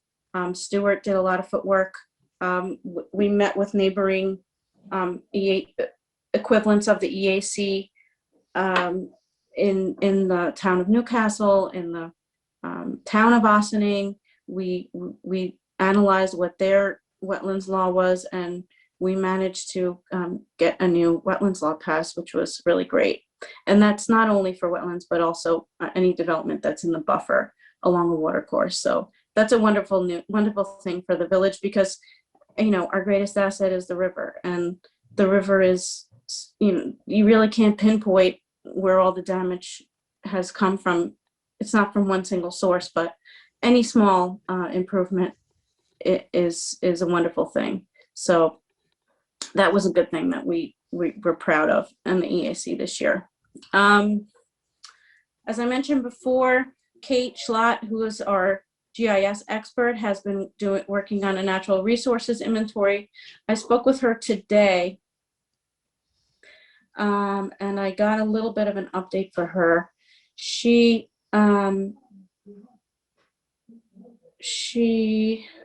Let me see. So she's combining the natural resources inventory with the county's open space and school grounds shape files, and she's working on creating an Excel table. She thinks she's going to finish up this week. So that's really good news. And whether or not, I'm not sure, you know, how we're going to sort of unfold this to the general public, but there's really no reason why we shouldn't. That will be an exciting thing to help us sort of shape policy moving forward in conjunction with the comprehensive plan. I hope we could sort of look at our open spaces. Apparently, I correct me if I'm wrong, maybe someone knows better than me, but we had a woman from the Westchester Land Trust present at one of our EAC meetings, and the village of Awning is the most densely urbanized village in all of Westchester. So we really have very limited, in the village, we have very limited amounts of green space. We're highly urbanized. So any sort of green space is a wonderful thing. And in order to work with an entity like the Westchester Land Trust, we need to know everything that's going on and have an analysis that a natural resources inventory can provide. And then we can sort of solicit help from the land trust to approach landowners and hopefully add some green space to the village through solicitations and easements, land easements, conservation easements, or outright sales. Sometimes, we can get an outright sale.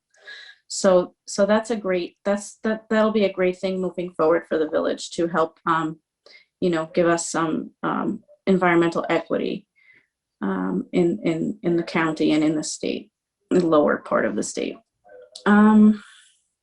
We also worked with the village grant writer to develop some language for the proposal for the nature path in Nelson Park, and happy to hear that grant was, we got that grant, and that'll be a really great thing.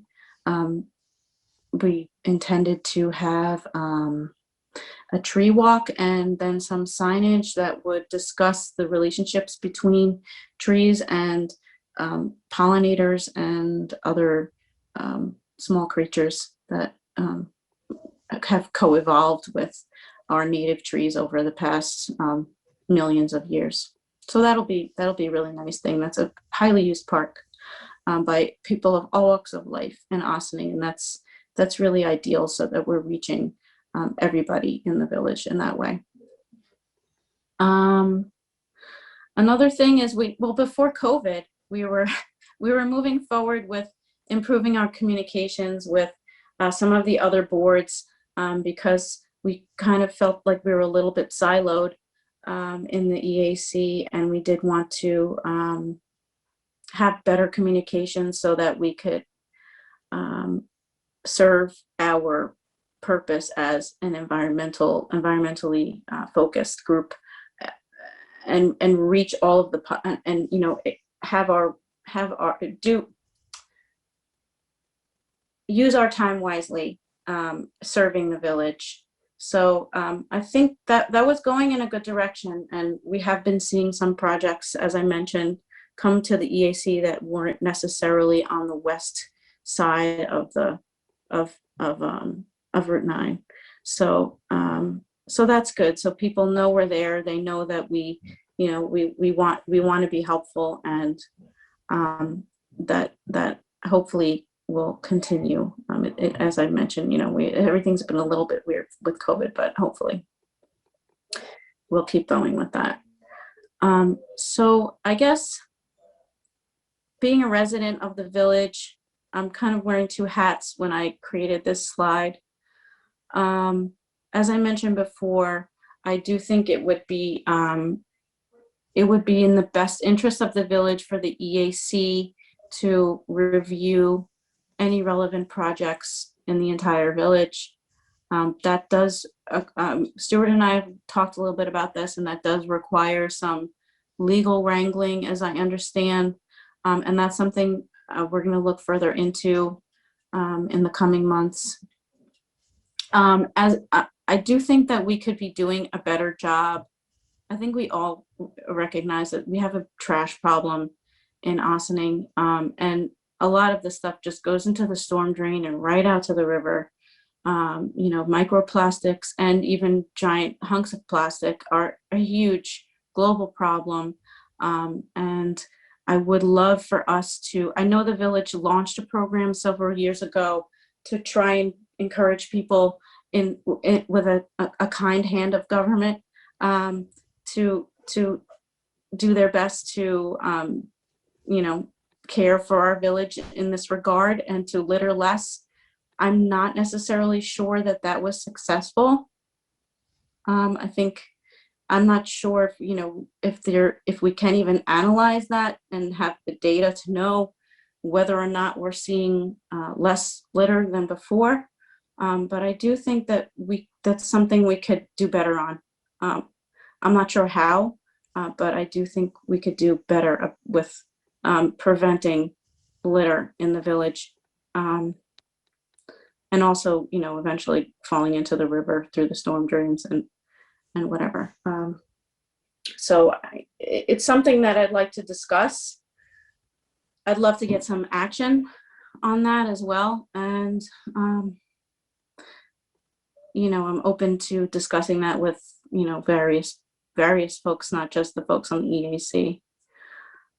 So I'm sure that folks have a lot of ideas about how we could address that. I do know that neighboring towns have a more fine-based approach to littering, and I think it's questionable who would actually execute those fines and deliver those fines. But I do think that the kind hand of government can work hand in hand with the real life consequences. I think that those two things can play an important role in a village like ours that's so densely populated. We all need to live here together, and if some people are repeat offenders, as I'm sure there are, judging by the trash that I see just in my neighborhood alone, there's certainly patterns of, folks coming and, smoking cigars and throwing their trash out their window and things like this. I do think that we could do better. And it's just, it's in everybody's best interest to do better in that regard. I was really excited to see that we got a Tree City designation. That's really wonderful news. Trees are sort of the unsung heroes of any urban landscape. They provide cleaner air. They provide shade on a hot day. It's as simple as that. And there is a concept of tree equity that Maddie and I stumbled across in one of the recent webinars that we were looking to attend from the Forestry Service. And I do think that we've been trying to encourage any developers in the village to plant more trees in their landscaping, native trees, of course. And I'm hoping that the village can do a better job encouraging folks to plant native trees, but also, again, addressing people who are illicitly cutting down trees that they're not supposed to. We do have a tree law, and folks do need to file for a permit in order to cut a tree of a certain size. And I'm not necessarily sure there is a protocol for who's enforcing that. And I could tell you that in wealthier towns in Westchester, they take this very seriously. And I do think that we should be taking it as seriously as Bedford or, Katona. There's no reason why we should not be fining folks for cutting down trees, because if they did it once and they got away with it, there's no reason why they won't do it again. That, again, that needs to be discussed about, protocol and who would be the enforcer of that policy. But I do think as a tree city, with the tree city designation, it's really in our best interest to embrace that fully. We will continue to advocate for the best possible outcome for the Con Ed DPW site. As I mentioned before, there was the analysis with the different proposals. I'm not sure how I feel about the selected proposal. I don't feel so great about it, to be honest with you. The in-site suspension proposal, I don't think that that's necessarily what's best for the river in the long run. But I support we will support the village's perspective on that, however we can, moving forward with that project.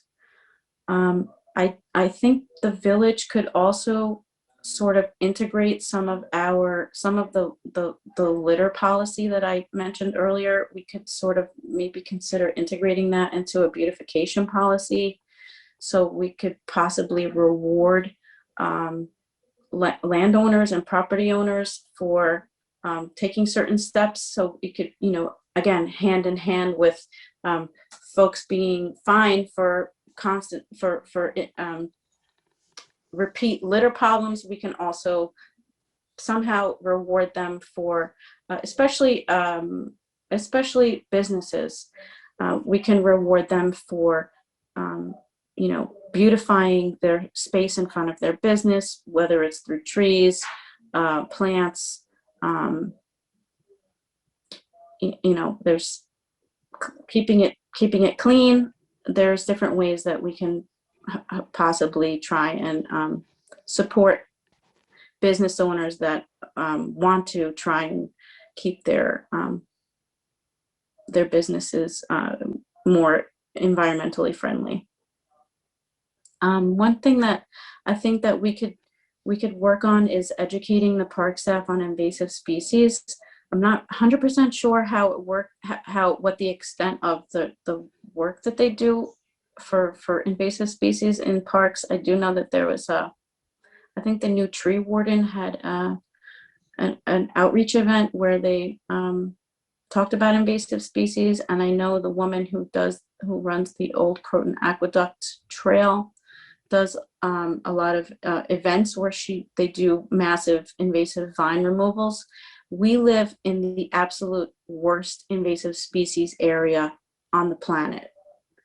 Westchester County, due to our location so close to New York City, we get all the worst invasive plants coming in on ships in the port, and then they travel up any sort of right of way, which includes the river, the highways.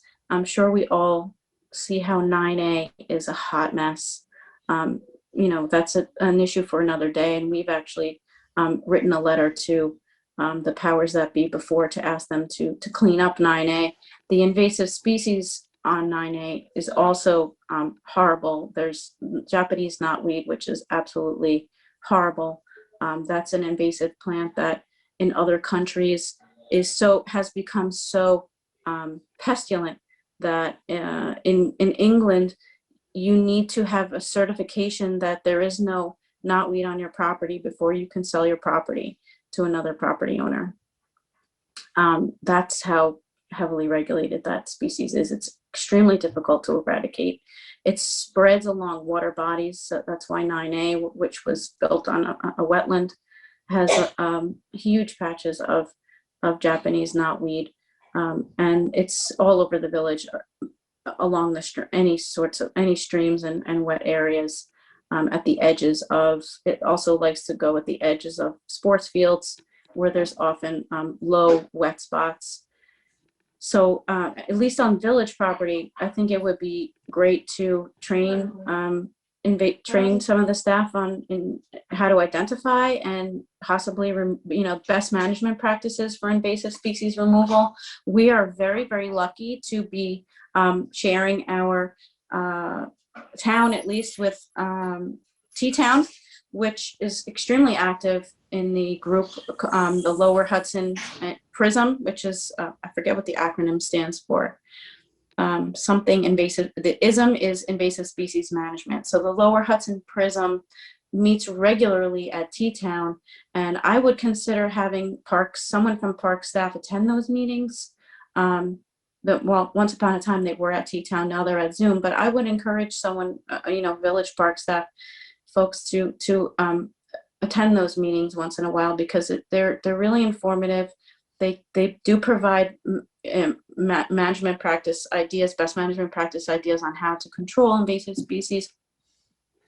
And again, this is a problem of equity, right? So in areas that, in Bedford, they have an extremely active invasive species program, and they get grants because they're so well organized.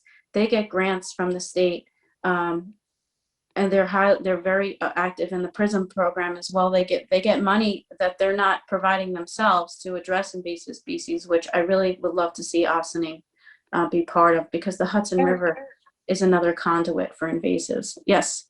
Okay. Oh, I'm sorry. I didn't mean to interrupt, but I just want to make sure that we leave enough time for the board to ask you questions. Okay. It's getting a little late in the evening, so I just want to open up to questions to the board. Okay, so can I just make my last point? My last point Sure. is a very important point. I do think it behooves the village to do sort of a green audit or a green edit, green assessment of all of the buildings in the village, to think of things like carbon footprint, not only carbon footprint, but consumption of materials, including plastic well, personally, I think that plastic is going to be a huge problem. Plastic pollution is, going to be a very big problem for this generation coming up and moving forward. They've found bits of plastic in placentas and in babies' brains. They're finding it in the air. It's getting released from our dryer vents because our clothes contain plastic and ending up in our surface waters. And all of us have plastic in our bodies. All of us have plastic in our bodies, and it's only going to get worse. So I think as working for New York City, I sort of think about what the city's doing, and I'd love to see more proactive look at of a environmental assessment of the village at that level. And I'm done now, and please answer and please ask away. Thank you, Erica. Really appreciate it. Thoroughly enjoyed being liaison to the GAC when I was there. I'm sure there are questions. I'm just going to kick it off. First of all, for me, the EAC today, and we have a liaison, is doing an amazing job. It definitely shows the passion about environmental issues, that it's not just people sometimes have come to the meeting and say, you're the guys that just care about, your tree huggers, whatever. It's clearly much more than that. what I am seeing you asking for is more collaboration amongst the different groups, that you're suggesting that we as the board look at expanding the role beyond just one part of the village, but to encompass the whole village. That you know, you're part of education, the parks are super important. I heard the piece that as a village we're highly urbanized and we want to make sure that things are at a village level, that we sit on the bank of the Hudson, everything goes down to the water, and wetlands was a huge thing. I discussed it earlier. So I'm just recapping to make sure I hit all the right marks. The last piece was interesting. It's new. I haven't heard that before, although I've been a proponent of it. There's some village properties, including firehouses, including operations buildings, that maybe we need to have a visit of those as well. And the EAC would like to participate on how we can green the city, that we can green the our community even more. And some legislation that you all would like to see, in the sense, and Stuart is aware of it, as you mentioned, in the sense of your roles and responsibilities as people want to do development. We're sitting on hundreds of streams underneath all of us, because as are all the villages and towns that sit on the banks of the Hudson River. I'm recapping because I think it's really interesting. These are things you're asking the board to look at for 2021 and probably into 22. I think these are some of the suggestions are very tactical, super important. Don't know if are you looking for more people at the AC? Are we interviewing? I think we could use one or two more people. I think you have a couple of openings. I think that interviews are in the process. So that'll be happening for anybody that's listening to this presentation. That'll be super. I want to thank the committee and the amount of work that you've done on this, and including, you know, on the DPW site, huge project. And in the past, the EAC wasn't asked to be as involved. You guys jumped right in. So I just want to put that out there, that much appreciated, all the work.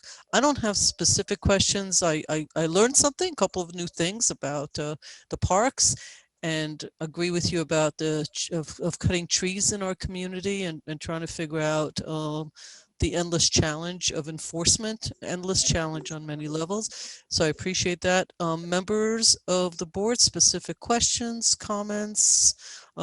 You're one of the presenters.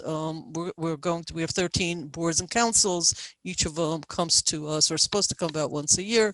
So I appreciate the input and all that you guys are doing, especially during a pandemic. Board members, questions for Erica or any? I have something. I'm proud to be the new liaison to the EAC. Everybody on the EAC is way smarter than me, but I'm trying to catch up. We all have our talents. So it's an impressive group. I don't know if you guys have any openings. I'm not sure. I was looking at the list, and I think that well, there's one gentleman that came in the beginning that doesn't come, and it hasn't come for quite a while. All right, well, I'll look at it. Right. Yep. But one thing at the Croton Avenue cleanup, I've had local folks who live around there express concern to me about when that happens. What's gonna is it all gonna go into the air? Is it going to be contained? You know what I mean? Like, are you guys gonna be part of the oversight of that, making sure that everything is done in a safe way and that there's no contaminants released into the air? And So the state DEC is the entity overseeing that, and they have their spills program is pretty on point. I do that the landowner submitted a first plan, a project plan, and then I'm not sure if it was coincidental, because we sort of said, hey, we'd like to be involved here. And by the way, the site assessment didn't mention that this stream that's right across the street from the site that seems to be contaminated. And then whoops, suddenly the landowner needed to do some more work in order to qualify for that grant. So I do think the squeaky wheel does get the better grease. And the fact that we're involved, hopefully will, have provide a better outcome for the remediation for that site. But I wouldn't be too concerned about the air. I think they're, what they're going to do is they're going to dig up all those contaminated soils and truck them to, it used to be Maryland. Certain states have looser rules about contaminated soils, and that ends up, somebody's got to take it somewhere, and it usually ends up being another state. Working for the city, I recall that Maryland used to be the state that used to accept that kind of stuff. But I think that, that site has been, polluting the groundwater for decades. And if there might be some noise contamination from the machinery, but certainly it's going to be a vast improvement for the local soils and for the Hudson River, because that, that stream, it ends up in the river. Even though it's a poor unnamed stream, surely once upon a time it had a name. But over the years, all of these sort of abused streams that were buried and this, that, and the other, they became nameless. Okay, thank you. Anybody else? I will go. Thank you, Erica, for joining us tonight and for that really detailed presentation. The one part that stood out to me a lot was when you talked about the garbage in the streets. It's something that I certainly have seen, and there have been a few different kinds of attempts to address this. The Little Big Awning campaign, there are individuals that have stashed the trash, and that's more of a kind of grassroots attempt to address the issue. My sense is that it's probably all of the above that will help to address it. But one of the things to me that stands out is when there are certainly people that have looked at this much more in detail and can see what best practices and what has worked in making a difference. We here in Awning, other than downtown and Sparta, there aren't, every section of the village doesn't have kind of a name or a designation to say, I live in X. It's usually use a landmark or kind of in this area or proximate to this. And this is, I think, part of a larger conversation, but if we were to move more in a direction to start to name some of the communities, then that could encourage some amount of a kind of community pride in saying, I live in Sparta, keep historic Sparta beautiful. So instead of saying, like, how can we attack the challenge of trash in Awning, which is a big problem, what about trash on my block or trash in my neighborhood?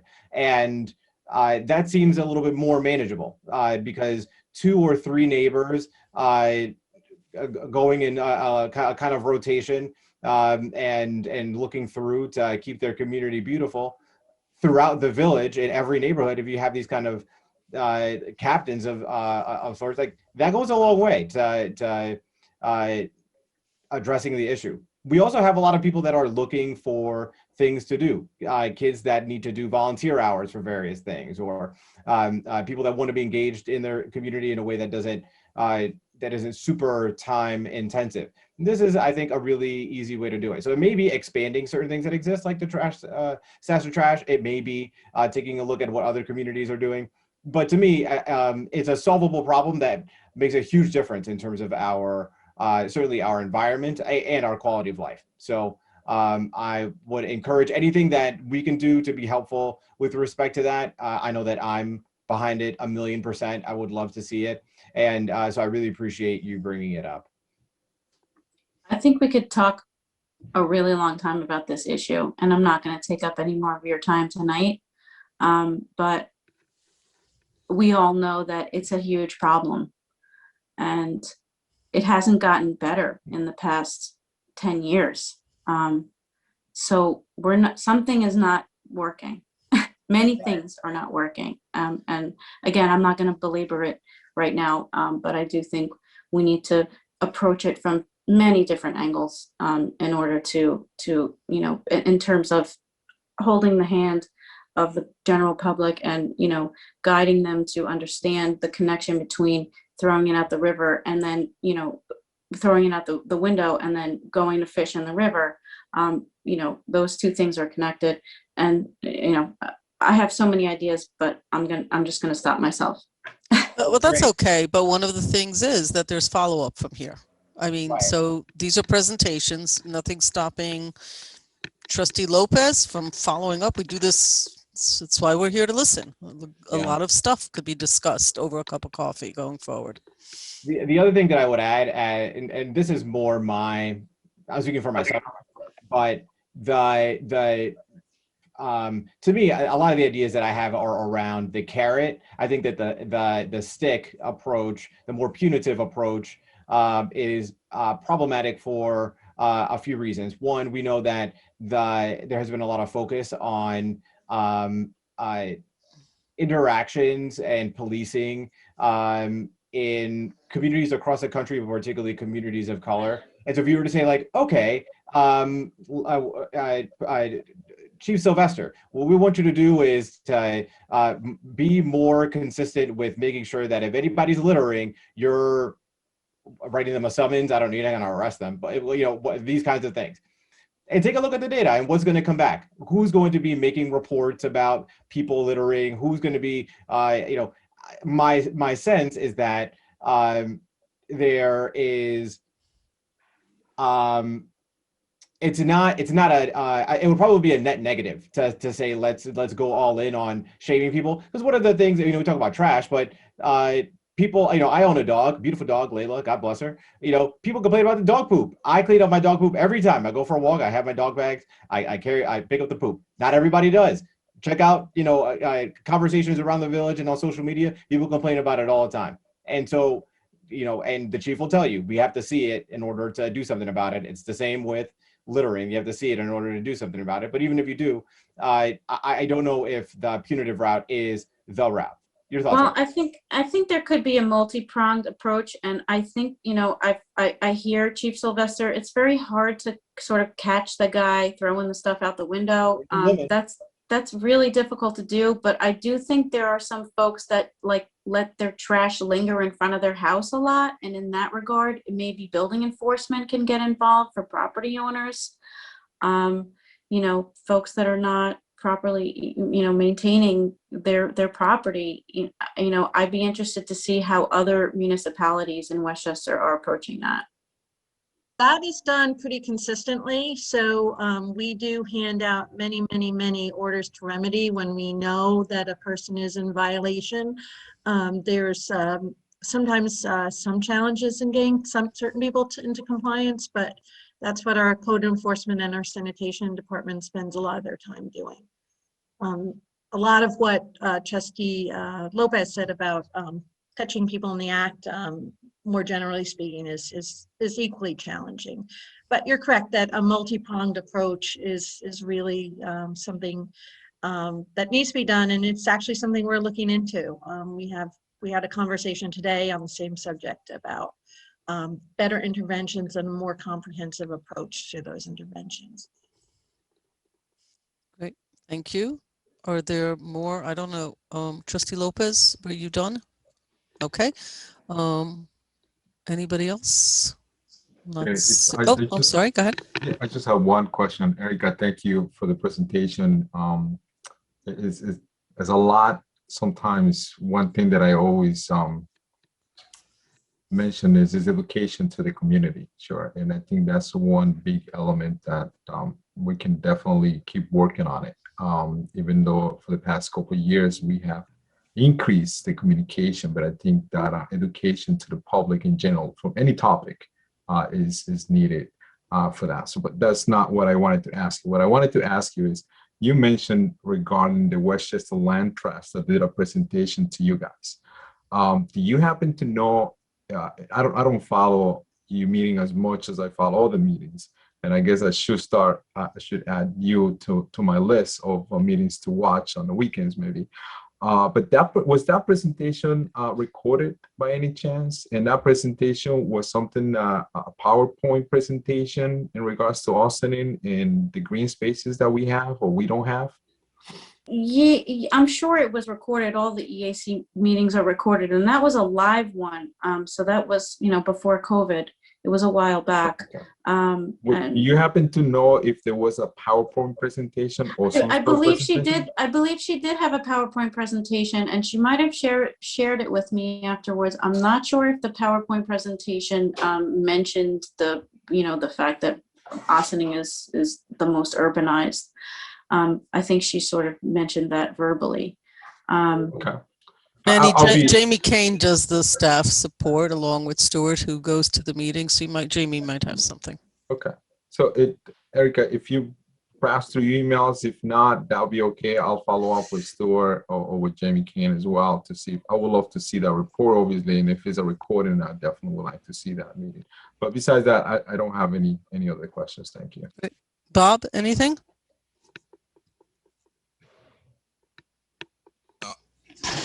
Okay. I'm good right now. Thank you. Thank you. Erica, super grateful for your time and for staying with us this late in the evening.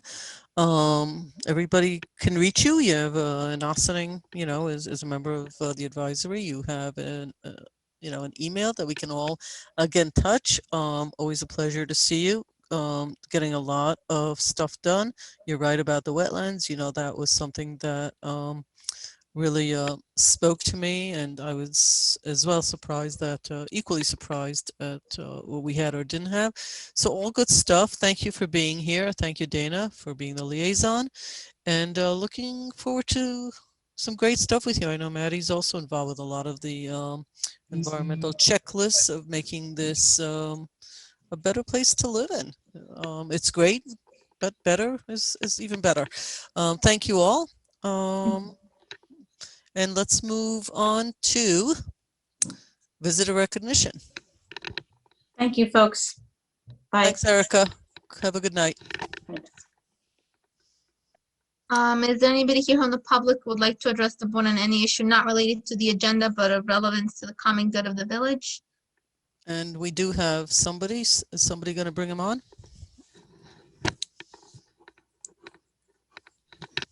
I will do that now. So Wayne, I am going to bring you in for you to speak. Thank you.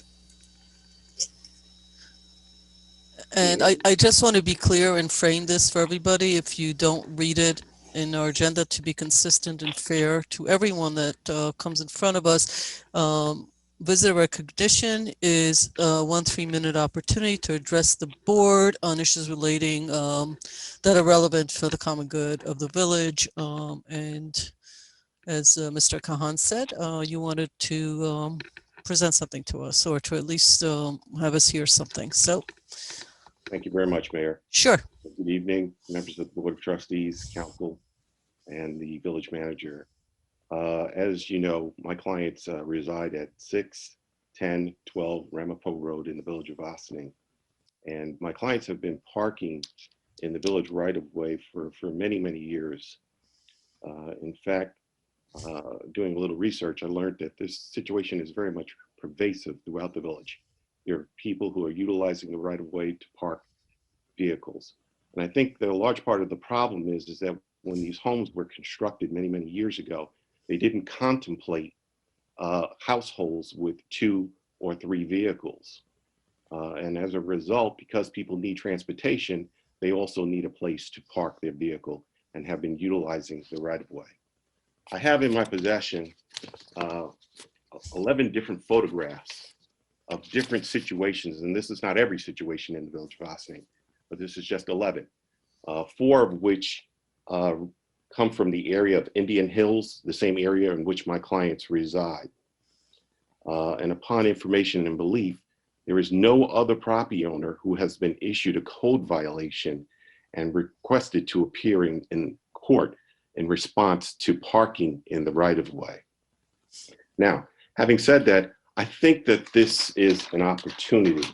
It's an opportunity and potentially a win-win situation for both sides. My clients are requesting that a license agreement be issued And instead of issuing a violation to a resident and taxpayer and inconveniencing them by requiring them to appear in court and respond to the violation, this is an opportunity to execute a license agreement under the terms that the village finds acceptable, in addition to deriving additional revenue to support the many unfunded mandates from both the state and federal government. Again, this violation is not a violation that imposes an imminent threat to the public health, safety, and welfare. So it behooves everyone involved that a compromise or some sort of agreement be executed, because there's a situation that's of no fault of their own, but nonetheless, they utilize the right-of-way, which is not being utilized by the community at this particular point in time, to park a vehicle. It's essential. I mean, people need transportation, and that's the bottom line. Having said that, I want to commend Trustee Lopez on his comments about the verdict earlier this evening. I thought your comments were well pointed, but I would add one other thing. I think that this is an opportunity or a takeaway wherein everyone can learn something from that particular verdict. And that is that none of us, I say, can be wrong and strong at the same time. So I'm asking this board to consider a license agreement for these three property owners, these three residents, these three taxpayers, to allow them to continue to park in front of their residence, to derive some additional revenue for the village, and at the same time, as long as it doesn't pose an imminent threat to the public health and safety and welfare of the community, the situation becomes a win-win for all involved. And if the board be so inclined not to do so, we would just ask as residents and taxpayers that they be given some sort of explanation, because this, as I said before, this situation is pervasive throughout the community. It's not just these three individuals. Okay. Thank you, sir. I don't mean to interrupt, but I'm assuming that you were done? Yes, I am, Mayor. Thank you for your comments. And again, as I said before, I'll reiterate what Erica just said moments ago, that we're going to rely upon the kind hand of government in this particular situation, and hope that you will grant the license agreement for my clients. Thank you. Okay. I actually didn't make any comments. I was just asking if you were done. Stuart, obviously a lot of legal commentary and issues. In fact, it's an attorney representing clients. Could you enlighten us as to what's happening? I think that'd be more appropriate as advice of counsel when we're at that point, Mayor. This was a matter that has been previously discussed by this board. Okay. All righty. Are there any comments from the board? I mean, this is a moment of listening to the public. We don't generally comment. We might ask for clarification, etc. But we are going to be speaking with the attorney. So I appreciate your time, sir, in bringing this to our attention, and we will discuss it with our attorney. And the board will do that separately. Thank you. Understood. Is there anyone else that is here to visit a recognition? Okay, it does not look like it. So 9:49. I'd like to, I think we're ready to adjourn. Is there a motion? And are we we're going into executive, right? Executive for real property and litigation, please, Mayor. Thank you. Okay. So moved. Second. I'm going to say Martha, but I think we could just adjourn. I think we can close the meeting. Thank you, everybody. 9:49, 4/21/21. Have a good evening.